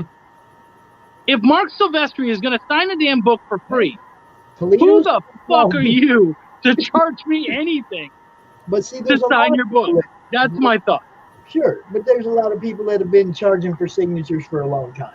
I went to cons. Are you okay with that? Well, that just depends on who it is, right? I mean, I'm not going to say I didn't pay to get Mike Zeck to sign a big old stack of books for me. I'll tell you this. I went to a con. Garth Ennis tried to charge me $10. I walked away from him. Tom McFarlane charged me $0. Tom McFarlane charged me $0, Mike Zeck, I spent a few bucks to get him to sign a big old stack of books, and I was fine with it, because where am I ever going to see this guy again and get this signature? If I try to get it on eBay, somebody's going to get me for way more than $5. Yeah, I'll have Mike sign it for $5. So how did you feel about Garth Ennis actually after he tried to charge you? I had a couple of Darkness books that I wanted him to sign, because I too, like your wife, was a fan of the Darkness. And I just thought to myself, as a creator, I've never charged for my signature. Now, I'm a nobody. I'm not Garth Ennis or anything. But, I walked around that, and this is our Calgary Fan Expo, which is a big con in Canada. And I walked around that whole thing and met all the big names, Jay Lee, Jim Shooter, you know what I mean? Like Dan Perron, whoever was anybody, Art Germ, you know what I mean? Like all these guys, not one of them charged for a signature, but this one guy tries to. So, I just walked away. So that's the thing, is that there's a lot of shows. The other thing you got to look at is those guys are selling stuff, whether they're signing it or not. Some of these other people, all they're selling is this one book and their signature. Garth Ennis isn't that fucking dude, though. Like, let's be straight. I'm talking about the names that he just reeled off right there. Todd McFarlane. Come on, those guys are selling the hell out of their product. They don't need to sell their signature. No, well, they don't need the money. They don't need the nickel and dime. But I'll tell you, Rob Liefeld will charge you $40 to sign the first appearance of Deadpool, because he knows you're going to get it CGC'd and flip it. You know what I mean? They do, man. That will only sign certain stuff. Those are the guys that I like. Now, let me ask you guys another question, because this is like somewhat of a pet peeve, but it's actually turned out to work in my benefit. So sometimes you'll back a Kickstarter, right? And then a few months later, you'll actually see it in your comic shop. So, for example, Jamie Tyndall's White Widow book, right? I can pay $20, $30 to back White Widow #4, or I can wait a month or two because Absolute Comics is in Diamond, and it will be in my comic shop for $6. You know what I mean? Same thing with Lady Death. I'm a big Lady Death fan. I always back Lady Death. But the truth of the matter is if I wait a few months, those floppies come in 2 parts, and you can get them at the comic shop for a lot cheaper. Wretches was another one. So what you're getting on the Kickstarter is none of that Kickstarter exclusive? Well, the story's still the same. You're going to get like a different cover. You know what I mean? What? So that's what I'm saying, is that at least you're getting something different. You know what I mean? It's something different. But I mean, if you just want the book, you know, you can just wait and pay $5. You can avoid shipping. You can avoid waiting in the mail. You can avoid it coming in damaged. You know what I mean? But that's the difference, I would say, between a serious fan and just a guy who likes the stuff. A guy who likes the stuff, he's going to say, I don't give a shit what the cover looks like. And usually I'm that guy, where I'm like, I don't care what the cover is. I'll wait until it hits the stores. I don't care. But if I'm really in love with someone, I'm like, ooh, that Kickstarter exclusive, only a small number of people are going to get it. Okay, I'll jump in. Yeah. So Do you that's guys think the difference? Do you guys think that indie comic books are worth money on the secondary market? Some I've are. seen it.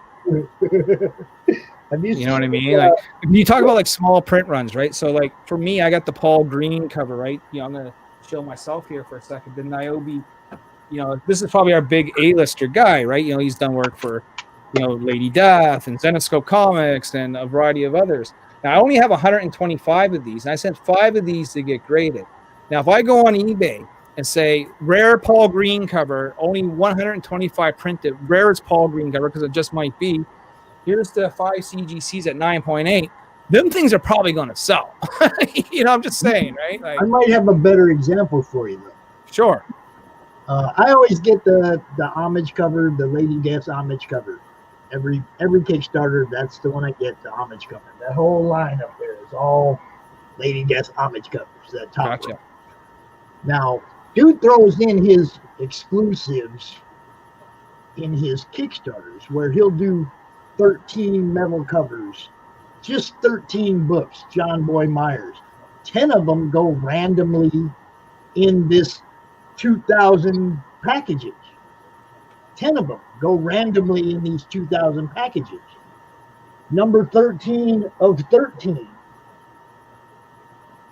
All this cost me was backing the homage cover. I guarantee you on eBay, this is a $400 or $500 book. All right. I'm in the chat now on Facebook. And we've been really ignoring the chat here. Sorry, guys.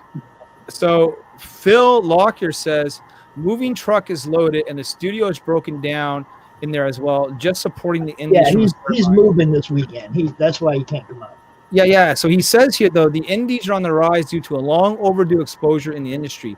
Now that the spotlight is on the indies, it's up to each creator to take the bull by the horns and make it shine more than ever. A quiet creation is a missed masterpiece. It's quite the statement there, written by the Demon Phil. He also goes on to say, I have personally watched creative team members evolve above and beyond while the spotlight is on, but you always have to remember that the light will go out someday. Where everyone will be then, who knows? Plan for the future now, as we're settling the new standard, not back to normal. Yeah, we got this new normal here in Russell Allen in the chat. What's up, Russell? He says, "What's up to you, burners of the midnight oil?" It is midnight. It's like 12:38 for me already. You know, damn. Yeah, man, I'm actually going to wrap it up for myself. You know what I mean?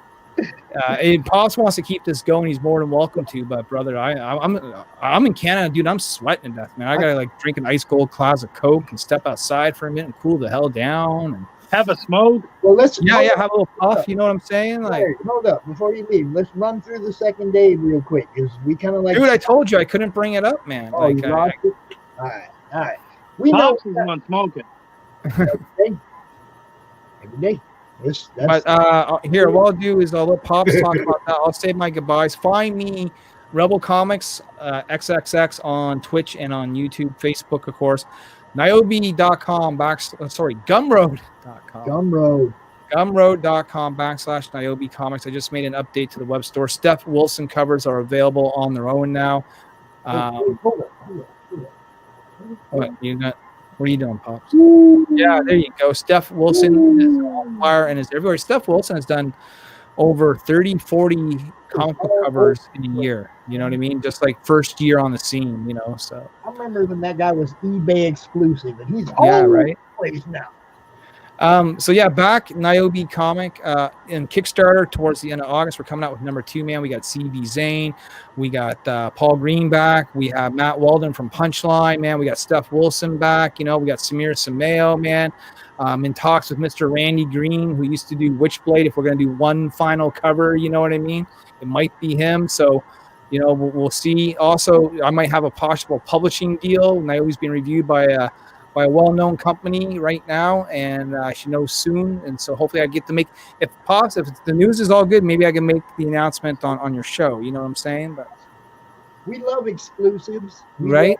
We love exclusives in Crom Con. I think we've had at least one big one every month so far. So yeah, well, I'll say this: it's comic book, so nothing's a done deal until it's a done deal. But things are looking promising. It's good. I'm glad for you, man. I'm glad for you.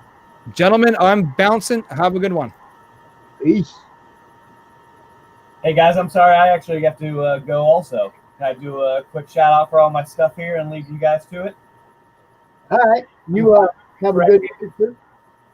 You can find me on correcthandedcomics.com. There's links to all of our books. We have our issue 1 through 12 of the Offspring, and issue 13 is coming out, hopefully, fingers crossed, this month. You can find it on correcthandedcomics.com. Our 4-issue miniseries, Evolution Utero, our one-shot Shady Lady, our 100-plus page graphic novel, The Loved Ones, and if you like Westerns, our Western novel, The Last Ride to Tyburn. You can find it all on correcthandedcomics.com. You can find me on Amazon, my Amazon David Whalen author page. You can also find me on Facebook at Correct Handed Comics, and Twitter, correct_handed. You can find links to all of our stuff anywhere. Awesome. That's sweet, man. You got it. That was a nice rollout. How do you remember How do you remember all that, dude? Because I sit here and I try to remember, just a little short one, and it's like, yeah, do it it's 3 tricky times. sometimes. I try to have something for everybody out there. That's awesome. That was a nice rundown, man. There was no ums and ahs and nothing. You just rolled one right to the next. That was sweet. Thanks a lot. Have a great night. I'll probably see you guys this weekend on all your comp stuff you got going. Thanks a lot. Nice seeing you, David. Have a great night. Sweet. Chuck, I don't mean to, I don't want to keep you out here if you don't want to be out here, but if you want to sit down and talk, I think I got a couple minutes if you wanna wind it down. Yeah, I'm good for a few more minutes, just because I might as well get used to the seat for extended hours since I got. Yeah, man, you're gonna burn an asshole in that seat.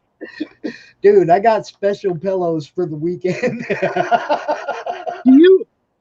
Do you find that you have to, when you do something like that, because a lot of us, when we do conventions, there's certain things we have to do. Do you find like you're eating certain things, or you're doing certain things to make sure that you can sit in that seat all weekend long? Well, it's like I always have the workout tools always close, so I got something to do. You can't really tell, but I assumed you were just whacking it. I was like, oh, good for him.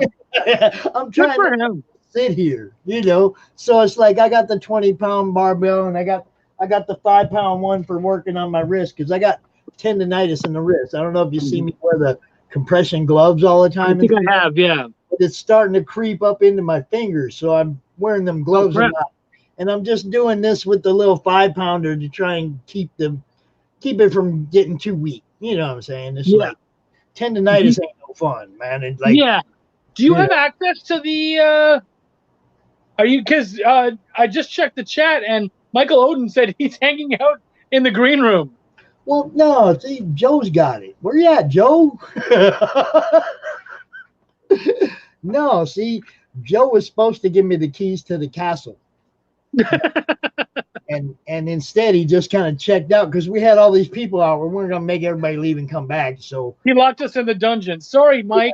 I'm sorry. We're trying. If you want, I can always just go out and kick up my own StreamYard. Oh, I'm honestly, if we end it, I'm probably good for the night. My wife will be home soonish. Saw the new print for Xenonite Titan. Yeah, it looked good. So Mojo is coming out in August. I heard, and I don't know if I'm allowed to talk about this, but I saw a little crossover. Yeah. We're hoping that we get to show that this weekend, maybe. Well, can I say something? And I won't mention it any further. Okay. But I'll say it's fucking gorgeous. It looks really good. I seen the rough in the beginning.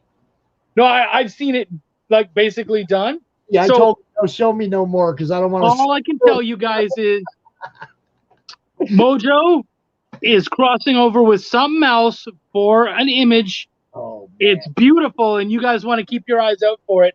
Seriously, you're gonna love it. I'm thinking about finding a way to jump on it myself. So that's all I can say. I was like blown away because I mean I wanted to do the same thing with Anthony Fagaro with his. It makes sense, yeah. You see, it's like I wanted to like, so I'm trying to get all these guys talking. That's how that happened with that. You know, I told Luke and Travis, you talk wrong. You just said something. I said Luke and Travis. Damn it. Oh well, there ain't nobody listening. There ain't nobody. It's just us. I don't know what, man. It's late, right? Anyway, it's gonna be awesome. We'll just leave it at that. Mm-hmm. You know, it is awesome. I've seen it. You know, I'm always talking about marketing and the ways to do marketing, and that's one of them things, you know, that everybody needs to be doing, man. Is, you know, it just helps. Yeah. Bounce your fan base off each other, man. You know, it's like all those things are awesome. I love everything everybody's doing is awesome, man. You know, I mean, everybody that has something good out right now is doing stuff to get you to look. Yep. You know, they're like Matt and Steph, Tales of Nocturnia. Every time I turn around, they're throwing something else extra at you or giving you a reason to look a little deeper at what's going on. And that's what people need to do. I've been with them. I got to meet them last year at MegaCon. We hit it off right away. We became very good friends. We talk all the time. And just so you guys are aware, Chuck has issues 1 and 2 of Tales from Nocturnia. He's read them both. And so has Wendy Gale. And the two of us have a review for those books coming out very soon. Really? So that should be dropping either late tonight or tomorrow. Cool. So get keep that your eyes out. You can find out what we think about TOF. Before this one ends so that people can get that review and that's what we're doing. Yeah. You know what? And I'll make sure to put it on Crom so everyone can see what's going on with them. And you know, Chuck, you're always welcome to share anything you got going on. Oh no, yeah, I've never felt left out or anything. It's, you know what? I honestly, there's so much stuff that's being advertised right now. My fucking dog. It's just I don't want to get in the way until I have stuff to really show off of my own. And so, that's what I'm saying. When you got something active going on, for sure, make sure that 100%. Push it, bro. That's that's what I do, man. Yeah, no, absolutely. I mean, dude, this is for me. It's like a job now. Okay, this is like what I want to do, and I'm not getting paid to do it. I like it. Okay, I like doing it. That's anybody out there in the world that's doing something you like to do, regardless of how much you get paid to do it. If you're doing something you like to do it. You're living your best life. How you feel in here is way more important than how thick your freaking wallet is, man. I'm serious about that. And I'm poor, and I'm telling you that. I've had money, and I know the difference. You know, I mean, I've had money and I know the difference. Having money is what got me put in prison. Okay. I know about having money and I know about not having money. So if you feel good about what you're doing and you're making minimum wage, you roll right on feeling good about it and trying to move up in that field if that's what you love to do. You know, if that's what you love, stick with what you love. I never knew what I loved. I never knew that there was a spot for me in this. And if it wasn't for COVID, there maybe probably never would have been.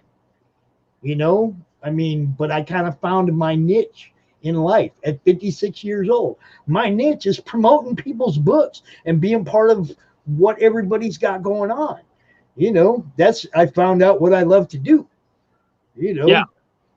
So I don't care what I'm getting paid or not.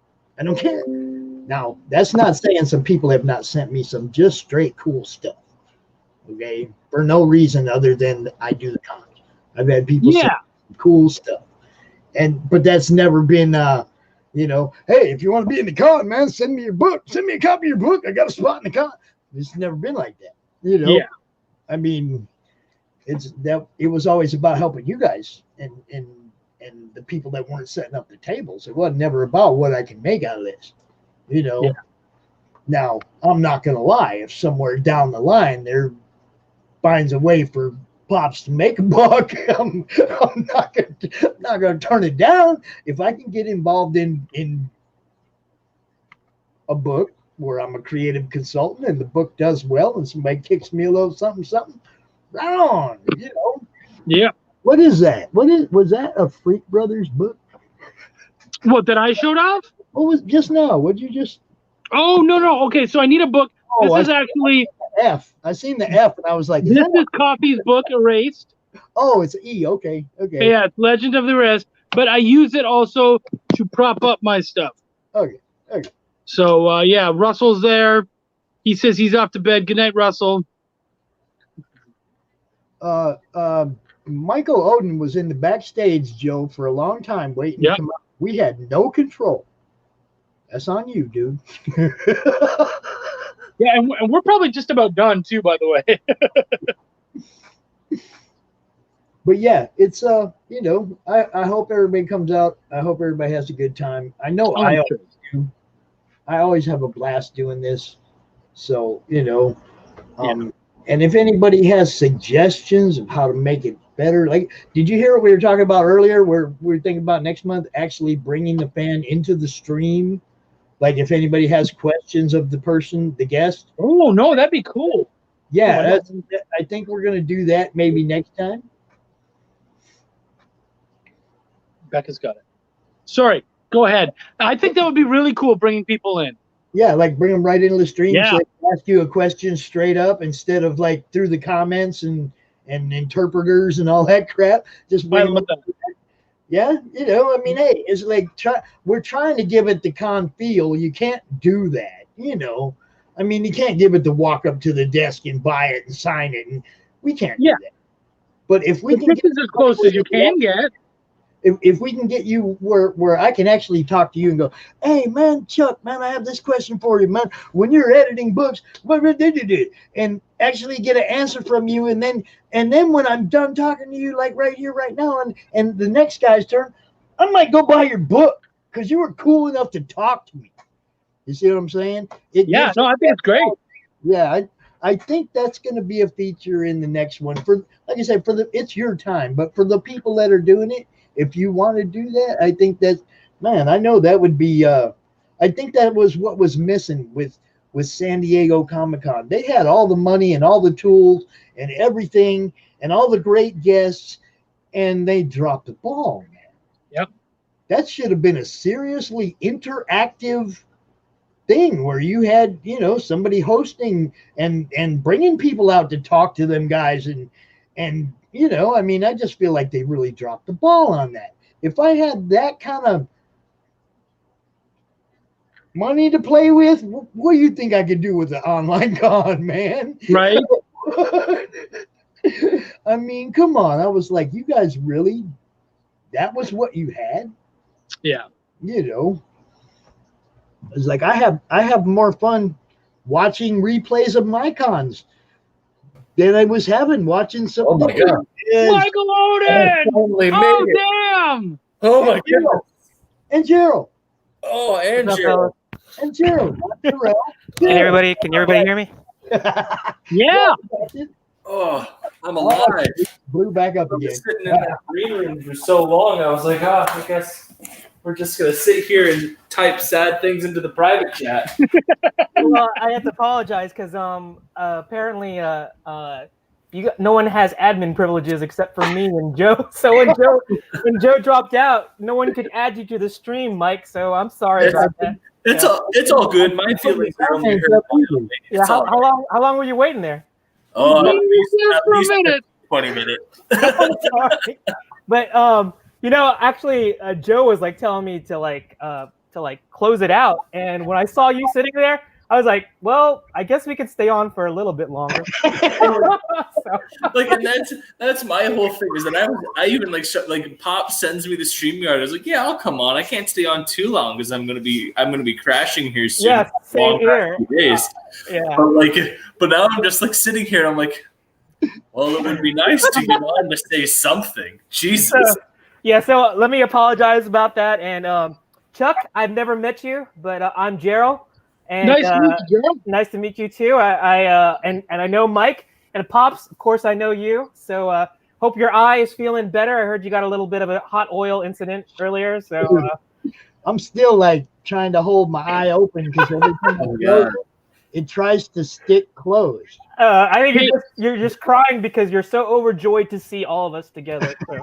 Oh, absolutely. Hey, Pop, you know what I do? Y'all see me doing this half tonight. You gotta Pop, get your. As a cook who's worked with hot oil, cool down and everything, get a shot glass, fill it up most of the way with water, and just hold it. Just let your eyes swim in that water, man. Yeah, that's what I did for like 10 minutes after I did it. I just went under the faucet in cold water. No, let it stay in just because the cold water, it's gonna move everything around. Just let it stay in the water. Let it bathe. I mean, when it first happened, because it was it was all lit up, and all I could do was just get cold water on it, Yeah. And then stop burning. I didn't want to come out here tomorrow with a big ass blister on my face. No, Pops, you got to spin it like you should go. There were 10 of them, and I put them all down. And this is the only thing you should see the other guy. This is the only thing they did to me. It was like, and they were ninjas. They were like ninjas straight up from Japan, and they threw like a smoke grenade in my eye, but I still took them out. I took them out like Wolverine, So I snicked, But anyway, I'm not gonna close it out just yet. Got him with my pencil, man. Yeah, I killed him with his pencil. I know that we'll stay on here for another maybe half hour or so. But I want to give Mike an opportunity to kind of share some of his thoughts here. I mean, I wish that I could have gone on there when everybody else was on, but I had comics cast duties, and plus I'm still doing stuff. But Mike, tell us what's up. What's going on? Oh God! Now I'm here and I have to actually talk. Jesus. Push-up challenge going, dude. What are we? He's not doing anything. How are you feeling in the arms there, buddy? I know. I'm doing it. My whole body hates me right now. So I've been in the process of getting back in shape, and I've been doing those 22 push-ups a day. But I've also been running. That's why on a lot of the videos I'm already drenched in sweat. It's because I've been it's Virginia, so it's an irrigated. I know it's horrible up here. It's like it's like you walk outside and you're out there for 2 minutes and you can feel the sweat. It's the absolute worst. And so since I'm getting back in shape, I'm starting small time and I'm running a half mile a day, and then I'm doing those 22 push-ups. Okay, but every day you're supposed to do one more push-up. No, that's not how that works. That's not how the 22 challenge. That's not the 22 challenges. I'll start adding more push-ups once I've passed the 32 days that I'm doing for the 20. So the whole point of in case anybody doesn't know what I'm talking about. Oh, I know. I started doing it because of you. The whole point of the 22 push-up challenge is that 22 veterans a day commit suicide. Yeah. And so you do 22 push-ups for 22 days. I got nominated by 2 people, so I'm extending it to 32 days. Ooh, not 44? No. 22 times 2. Gerald, we're finding a middle ground. Should it be every day. 32 push-ups for 32 days? Isn't that? No, I'm just doing 22 push-ups for 32 days. Chuck, you still owe me a video. Okay. And I'm gonna step up and be honest. I think on like day 3 or 4, he said Chuck, and I was like, all right. And I started my video and I started a push-up. I haven't done a push-up in like a fucking decade. I slammed right into the deck. Message me about it too. No. It's hard. I messaged me is like, look, man, I'm gonna level with you. I didn't ignore you. I tried doing a push-up and fell on my face. Go to your knees, man. Do girl push-ups. I have the video. If you need a good laugh, recorded. Show me. Like, Dude, I just nope. It's hard. I mean, I saw Mike doing it, and he was doing these hardcore ones where he was with his friend, and they were like pushing up and slapping each other's hand. Yeah, that was my like day 1. That was my buddy David, who was the first person that nominated me, and then my brother hit me up like when I was in day 2 or 3, and I was like, "You son of a bitch! I was already nominated." So that's why I was like, "Okay, fine, I'll just add an additional 10 days." Yeah, it's tough. I mean, I did the day that I started doing it the other day. I'm getting better at it, but my God, 22 is a deceptive number for that, because it is. Like, you think about it, and you know, if you've ever been in shape, you think, oh man, 22 push-ups, that's like nothing, and then you do 22 push-ups when you haven't done push-ups in forever, and you're like, holy fuck, that hurts. You feel like you dislocated your shoulders after a while. It's like, but it's for a good cause. It's for a good cause, and absolutely. And whatever pain you feel, you realize that's like nothing compared to what veterans that are going through these situations. You know, so it's a somber reminder of like whatever physical pain you got, that's like nothing, you know. Absolutely. And you know, like I did my time in the. It's funny because you hear somebody say I did my time, and they're either talking about jail or they're talking about the military, and there's not a lot of difference between the two. But I did my time in the Army for 6 years, and you know, it's definitely like a big problem. You know, within the past year alone, I've lost 4 guys that I served with to suicide. It's a rough bet. It's a rough gig, and you know, a lot of it has to do with the lack of programs for veterans to reassimilate and, you know, feel like they have the support that they had overseas or anything like that. There's a huge culture clash, and then, you know, like it's especially bad in things like the National Guard, where you're like once a month you get to be with these people that have your back no matter what, and then the rest of the time you're in the civilian world and you're kind of just on your own. And it is something that is really important to me. I am excited to do the challenge, not just because, you know, it's for a good cause, but on top of that, because I've been so fucking lazy and I've been meaning to get back in shape, and this is the perfect opportunity because, you know, it takes 40 days to build a habit. No wonder I don't have any good habits. I don't do the 40 days. I like give up at day 10 or something like that. Yeah. That's usually what happens for most of us. Is like you get to around a week and a half, and you get burned out. And you're like, fuck it, I did okay. The Comics Cast chat said 23 push-ups are nothing. Weak body. I'll tell you something, okay? Just between you and I, when you've got as big as fucking brains as we do, it's a lot heavier to lift up.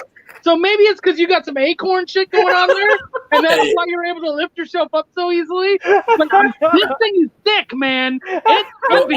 I'm assuming the person commenting from Comics Cast is Joe, and all I've got to say is, look, man, you're still in everything. So like you have to keep up with the PT in order to do what you got to do.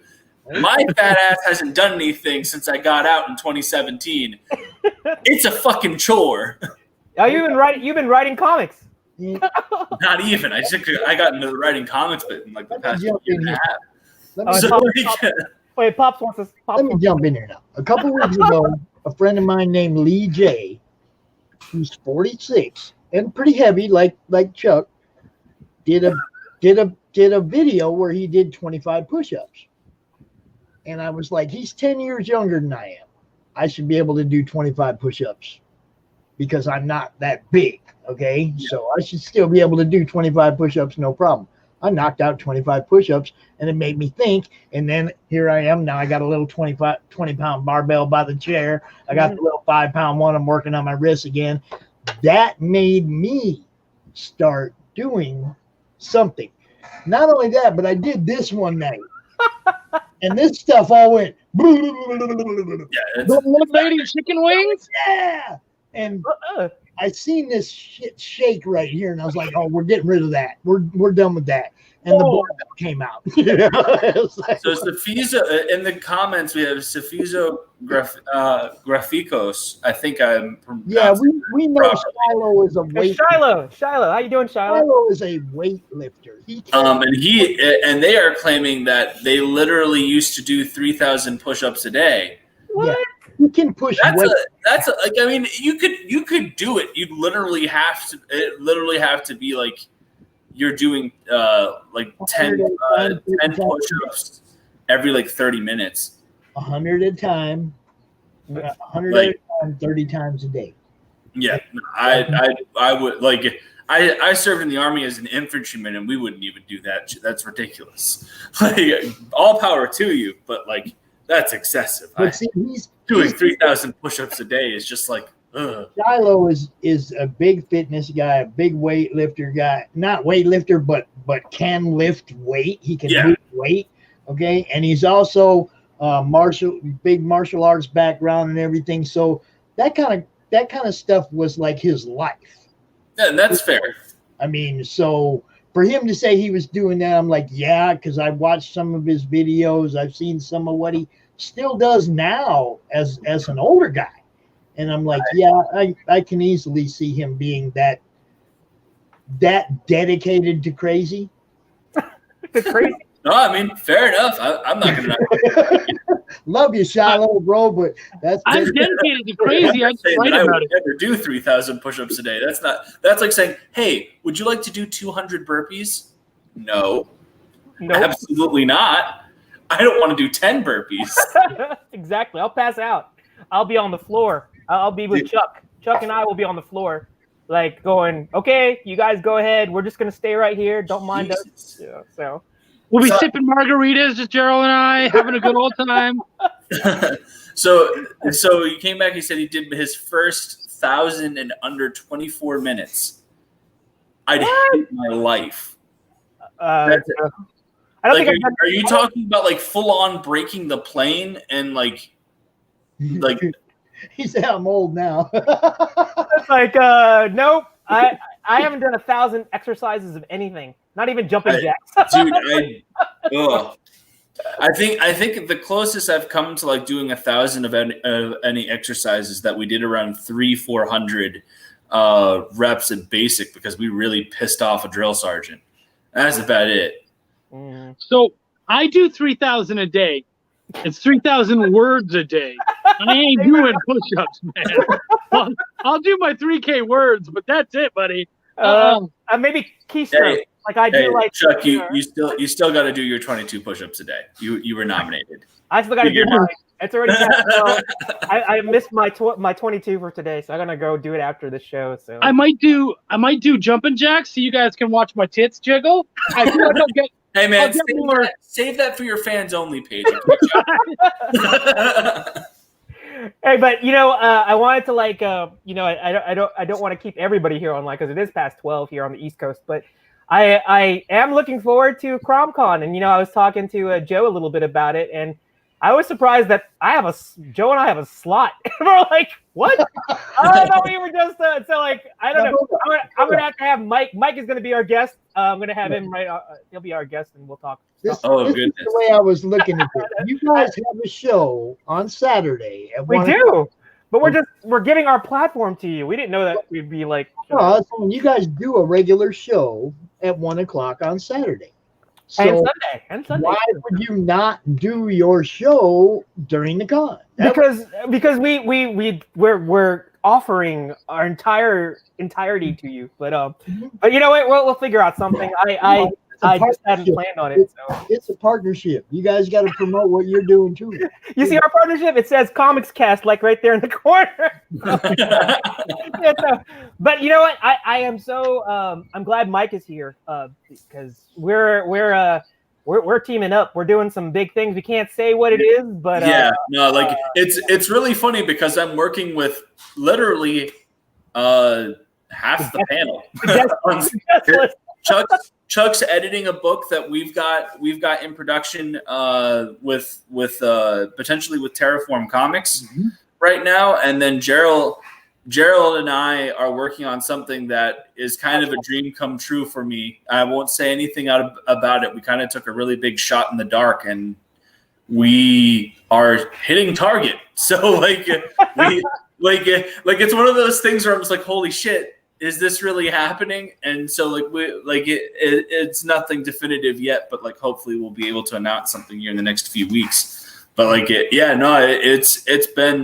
it's been really crazy, and working with Chuck has been a blast, and that's nowhere near as painful as I thought it was going to be. And then Gerald is just this outstanding talent with his art, and what he has really brought to the table on the thing we've been working on just has absolutely blown me away. Thank you. Yeah. And like honestly, two of the best people I've met in this industry so far. And you guys are fantastic, and Gerald, like I really hope that we get this. I know that we've talked about this at great length. In fact, we were up till like 2 a.m. last night talking about art direction. If anything, it'll be if it doesn't go the way that we think it was, it'll be one hell of a fan fiction thing that we're gonna just do ourselves. I straight up told him I was like, all right, I don't give a shit. Like if we have to just put this on DeviantArt, we're doing this. It's gonna be fun, yeah. And Pops, well, aside from Joe, we'll make sure that we share it. I don't know when, if once we get some information, it'll be yet another project that we can talk with Pops and share it on Comics Cast as well as Madness and Chuck, you were saying something. Yeah. Sorry about that. No, you're good. I was gonna say whatever you're working on. If you guys need an eye, you need a little bit of help. Hit a brother up. I'd gladly. It sounds like what you're doing it effectively for free. So if you need some help, let me know, and I'll throw something. I'll let you know. So potentially there will be money in it. We don't know yet. A lot of this has to do with there are licenses and everything like that are being played with, and it's effectively we are pitching to another indie company, and so they could be potentially throwing money at us. I don't know. I don't know how. I've done a little bit of research into the company, and they are a bit on the smaller side of things. So it might be that we're kind of on our own and are just building this from the ground up, and then they're going to print it and distribute it. I have no clue. I can't speak as to any of that. And on top of that, we haven't had the official meeting with them. We've only met with the people that parent the licensing of the character. And that's all I can and am willing to say about it. It's very exciting. And I think that, it'll be a really badass project and what have you. But I'm not I can't say much about it until we're given the green light to do so, but it'll be an awesome Christmas gift. Yeah. We can figure it out. Oh man, Who knows? if we get it, Gerald, we're like Gerald and I live actually pretty close together. Gerald, if we small get world. it, I've got a bottle of Elijah Craig whiskey. We're gonna go fucking open that. I don't drink, but I'll sit there and watch you drink it. I drink it. We'll have Pops and Chuck come down and they can drink it. So I'm the oh man, but oh, fine, Gerald. No, it's okay. Fine. I will drink. I will start drinking for you. Because of that. How about that? Okay. You can. I'm not asking you to become a raging alcoholic. I know. I'm asking you to have I've heard rumors of what happens to Asians when they drink. So I am probably going to be like this crazy happy Asian who's just. Look, man. All I'm asking is share a glass of whiskey with me Okay. to celebrate. That's it. I will do That's that. funny I will do that because with you. a lot of people drink because of Mike, but you're drinking for him. And I like the change there. I think You know, Hey, man. I'm already doing. I'm Chuck, doing. the I'm editing session was supposed to be under wraps, sir. I'm doing. We weren't supposed to be talking about. I did mention Things are specific. fucking crazy. I'm already doing push-ups for this guy already. All right, So he's gonna make let me. me jump in here real quick. Okay. My whiskey's right here, ready to be grabbed at any moment, because I know someone might call and say, I need some work done. All right, what do you need done? Hey, Chuck, let's be real. That whiskey's right there because, you know, if Varian needs to show us another movie. Right. Love you, Varian, if That's you're one more watching reason. this. That's one more reason. I think Pop wants to say something. What do you think? What do you guys So, think? so check it out. First, Michael. First, I want to let you know if you wanted to tag me in your challenge, I'd be more than honored to join you. Absolutely. I'm actually going to be hitting up a few people because I don't want to nominate somebody and then them not be in the position to do it. Like there are a few people I'd like to nominate, but I want to check with them first to make sure that like they'd I would be definitely physically able to and willing. Chuck, you're doing the 22 push-ups. And something else I wanted to say when it comes to Michael also said that he's working with that guy, and he's working with that guy, and indirectly he's also working with me because I will be. I completely forgot about that too. I'm not even talking about that. I will be pushing and promoting anything that Michael does. So even though that's not like a contract type thing or anything like that, it's still something I'm gonna do with Michael for Michael anytime Michael's got something going on, because I appreciate that, Pops. You know, that's what I do. Now, when I think about the future, and yes, he will be working with me at some point, because he wanted to. It might have momentarily slipped his mind, but he knows what I'm talking about. No, there is a character in one of the books. I won't reveal who we're gonna make.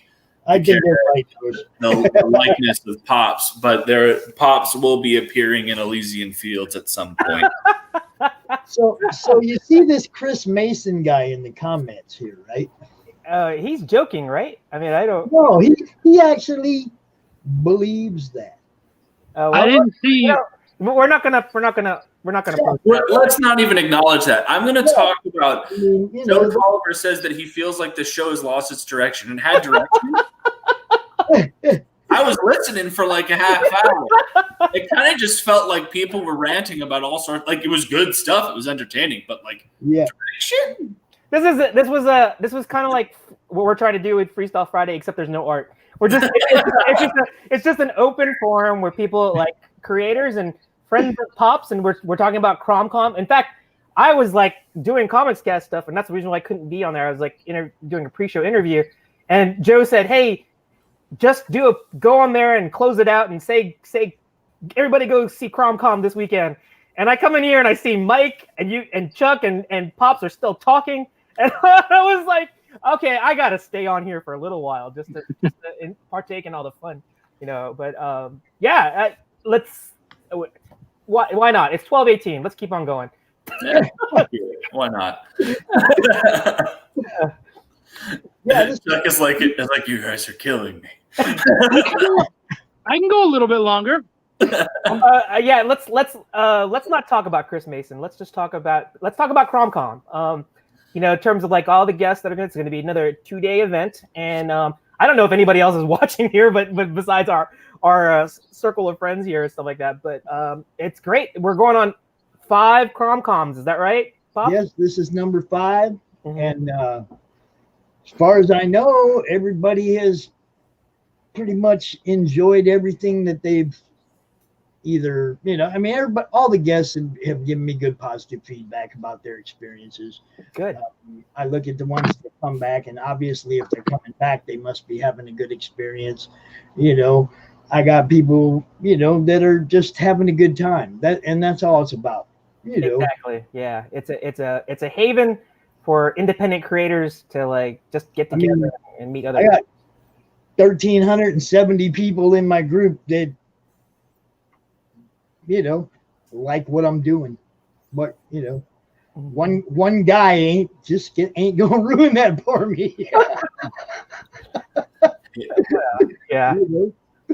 And it's sad. I mean, I've had differences with other people, like Phil Locklear and I. We had a separation for a while. We talk again now. You guys see us interact online again now. It's like that stuff blows over if people are decent. It's like, yeah, everybody has disagreements, but when you get down to the point where you're insulting people, when you're attacking people, when you're trying to play cancel culture games, nobody cares what you're talking about.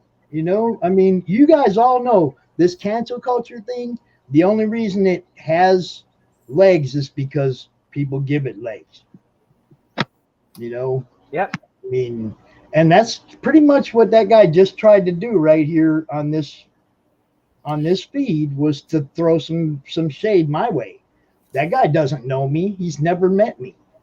Yeah. Well, we don't have to go there. I'm not. Yeah, no, like, I'm not gonna. We don't need to like. We don't even need to acknowledge that, because like in all honesty, we're all like. That's what I mean. Everybody that knows me knows that that's crap. So yeah. What can I say? And that's fair. So let's move on. So Chuck, how's Belial going? Oh, Really good. So we're now on to art coming together, and it's looking really good. I am tentatively telling someone, and I'm pretty sure that we can stick with this. We're looking to kickstart it in October. That's awesome. That's fantastic. So you guys will get to see part 2 of the Hell Action comedy Belial hitting Kickstarter in October. But Belial was so much fun, man. I really had a blast. Yeah. I am starting to listen to Essence House. I know that I've been like, hey, which one's the radio show? And I've literally asked you it like 3 times because my short-term memory is the shittiest thing on the face of the planet. I don't have a good excuse. But like yeah, I'm super excited for that project, and Thank you. Like I had such a blast with the first issue, and the way that you made that, it was just fun. Thanks, man. It's funny. I got some really good advice from my good buddy Travis Gibb afterwards, and he said, I liked it. He said, and I said, well, do you have any advice for 2? And he said, lean into that comedy. Lean in hard. That's where you're the best. And I was like, okay, cool. And so honestly, my editor and my partner are both like, oh, damn, this thing is running. Like, this is hilarious. So that's awesome. That's coming from them. I'm having a blast.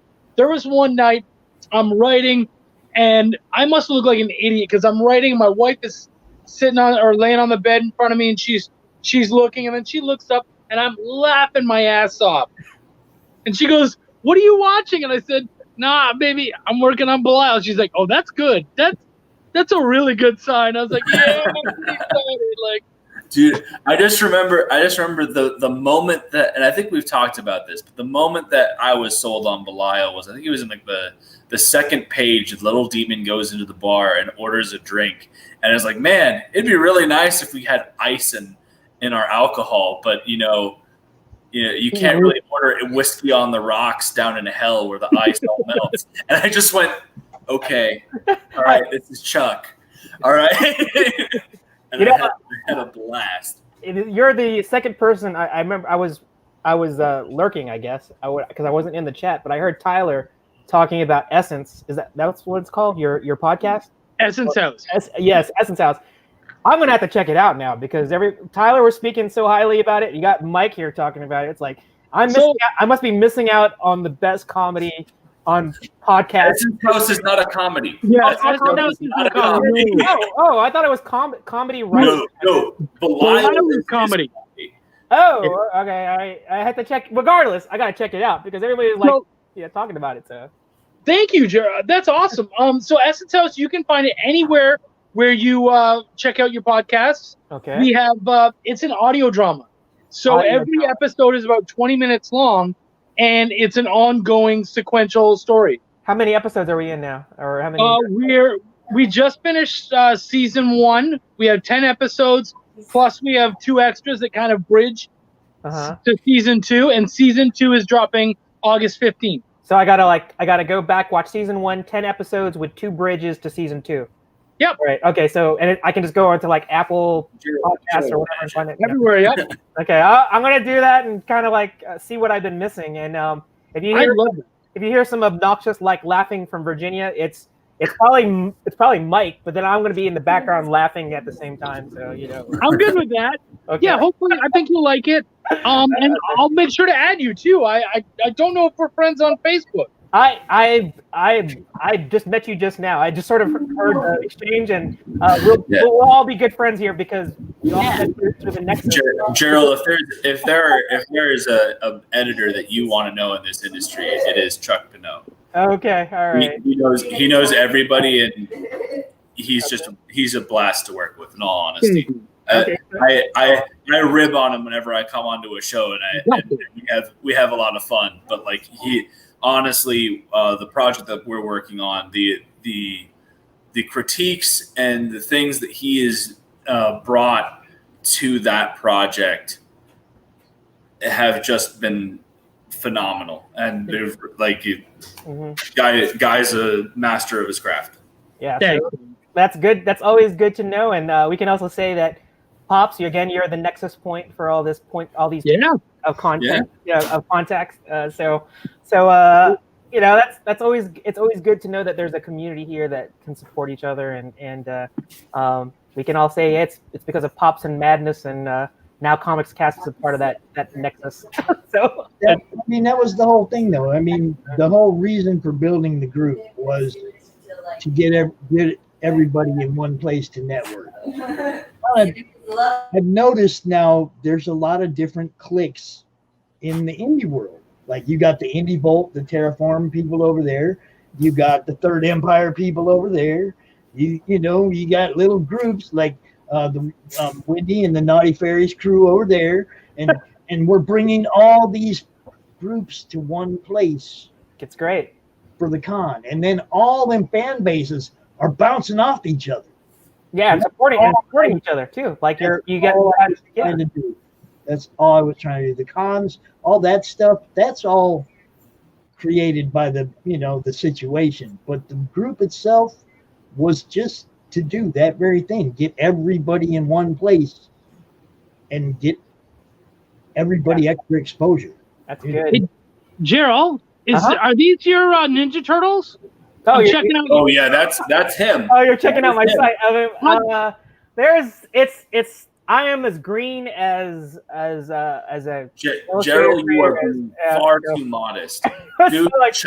Chuck, if we get the green light in this on this, or if we end up just saying screw it and doing that whole DeviantArt thing I was telling you about, I will send you the things that he did for this project, and you're just going to be utterly blown away. Like Gerald is super. I like what he's doing. He's very modest about it. One thing. But anyway, we're these are things that I hope that we can as a creator. I mean, I'm so honored to be a part of Comics Cast and to be now a part of the Madness and the Crom Con and meeting people like Chuck, and of course when Mike was a guest on ART, it's like I've really just got a chance to meet a lot of great people. Pops, you're a personality in yourself, and always teaching us how the ways of YouTube and like how we should master our comments list, because we always forget to look at YouTube. You just gotta pay attention to the fans. That's all. Yeah. So I just want to take that opportunity to thank you guys, and I know this is going to be the beginning of many conversations we can have, and I think that's the thing that I find so refreshing about this community is that I have never. I mean, I just met so many welcoming, friendly people, and there's just a lot of, I guess, creativity and friendship. It's just they go hand in hand on these groups, and I think we can put together some content. I remember one of the comments that was made, a subject that we're talking about, is there just too much, independent creative stuff out there, and it's like that is a good problem to have. It's like, and when we get this kind of a group together, and we're all cross-pollinating and doing like all sorts of cool projects where we can all make our products better because of this community. That's the mantra. That's our mission. I really I can't say that I haven't felt so a part. Being a part of something and feeling like that there's definitely a positive vibe here. So I'm looking forward to Crom Con because I think that positivity is gonna like just bleed over, and we're gonna see a lot of good guests, and we're going to see a lot of cool projects. It's going to be a blast. It's going to be a blast, just like the first four have. Trust me, man.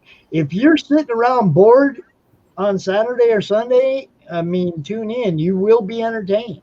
Yeah. You will be entertained. All right. I'm getting some flack from Joe here. Joe is like saying, I'm surprised Joe is still like on here. He's basically trolling me now because Blood Bow and Axe is another project that I think that Joe mentioned before. The reason why it's not out is because it's because of me. Or both of us. We've been like so geared on trying to get comics cast like where it can be. It's like we put like our little projects off on the back burner and stuff like that. But it will get done.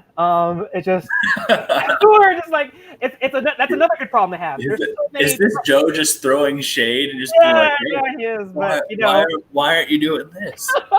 I know, because I'm on the show with you guys right now. I could be doing Blood Bow and Axe, but I choose to talk to you guys and promote Crom Con. So promotions. That's what we do. Absolutely. That's what we do. Okay, so I'm gonna do us all a favor so we can all get to sleep. I don't know where Chuck. Where are you? Are you on the East Coast? Or are you West Coast? Or Texas. I'm Central. You're Central, and Pops, you're Michigan. Is that right? Or yeah, and so you're East Coast. You're East Coast time, right? So So we're all EST. At least you got like another. You're an hour behind us, Chuck. So anyway, I wanted to do us all a favor because I still got to do some day job stuff. But I wanted to say thank you to you guys and to tell you that we're gonna be looking forward to Crom Con. And look at this. Joe won't let me sleep. I'm not gonna go sleep. I'm gonna go work on Blood Bow and Axe. But anyway, I will see you guys this weekend. Oh wait, actually before I sign off, go ahead. Let's go around and do your final shout outs and then we'll close it out. Oh, okay. Go ahead, Joe. Pops, you rock it off. Start first. I'm gonna start off. Okay, well, you all know, comic related madness. That's where the action is. There ain't really nothing else. There's nowhere else to find me. That's where I'm at. Comic related madness, Facebook group, Crom Con 5. Everybody's gonna be there. You should be there too. Okay. All right, Chuck. What do you got to say? Oh man, sorry, I'm gonna rattle off some names because I go everywhere. Okay, you do it. Name drop. I'm Chuck Pino, Pineau. You can find me on Facebook. You can find me on Twitter at Chucky Pin. You can now find me on Instagram at Chuck Pino. You can find Essence House anywhere that you find any of your podcasts. You can find Belial at Belial Comic on Facebook, and you can find my publishing wing, Bonfire Press, at Facebook as well, www.facebook.com/Bonfire Press. Thank you, everybody, so much for having me on. Oh, you're very welcome. And Mike, go ahead. Man, that's such a tough act to follow. It really is. David Whalen earlier was a tough act to follow. It needs to happen. But anyways, Michael Oden, creator writer of Elysian Fields. You can find me on Facebook at Michael Oden is my name. You can find us similarly on Facebook. You can find us at Nine Realms Publishing. Twitter, we are at Elysian Fields _0. The Indiegogo for Elysian Fields is still open, but we are shutting it down this Saturday. The completion of the second wave will complete the first campaign of Elysian Fields, and we're already hard at work at the next book. Marcelo has over 10 pages done of the interior, and our new letterer has already lettered the first few pages of the book to give you guys a little bit of a sneak peek if we hit 9K, along with a phenomenal variant cover by the great Kevin Sharp. So if we hit that 9K, we'll be sure to release that to everybody. So please go and get yourself a copy of Elysian Fields. Do yourself a favor and pick up one of those hollow foils while they're still available. Now, what time Saturday is that? What time Saturday is that dying?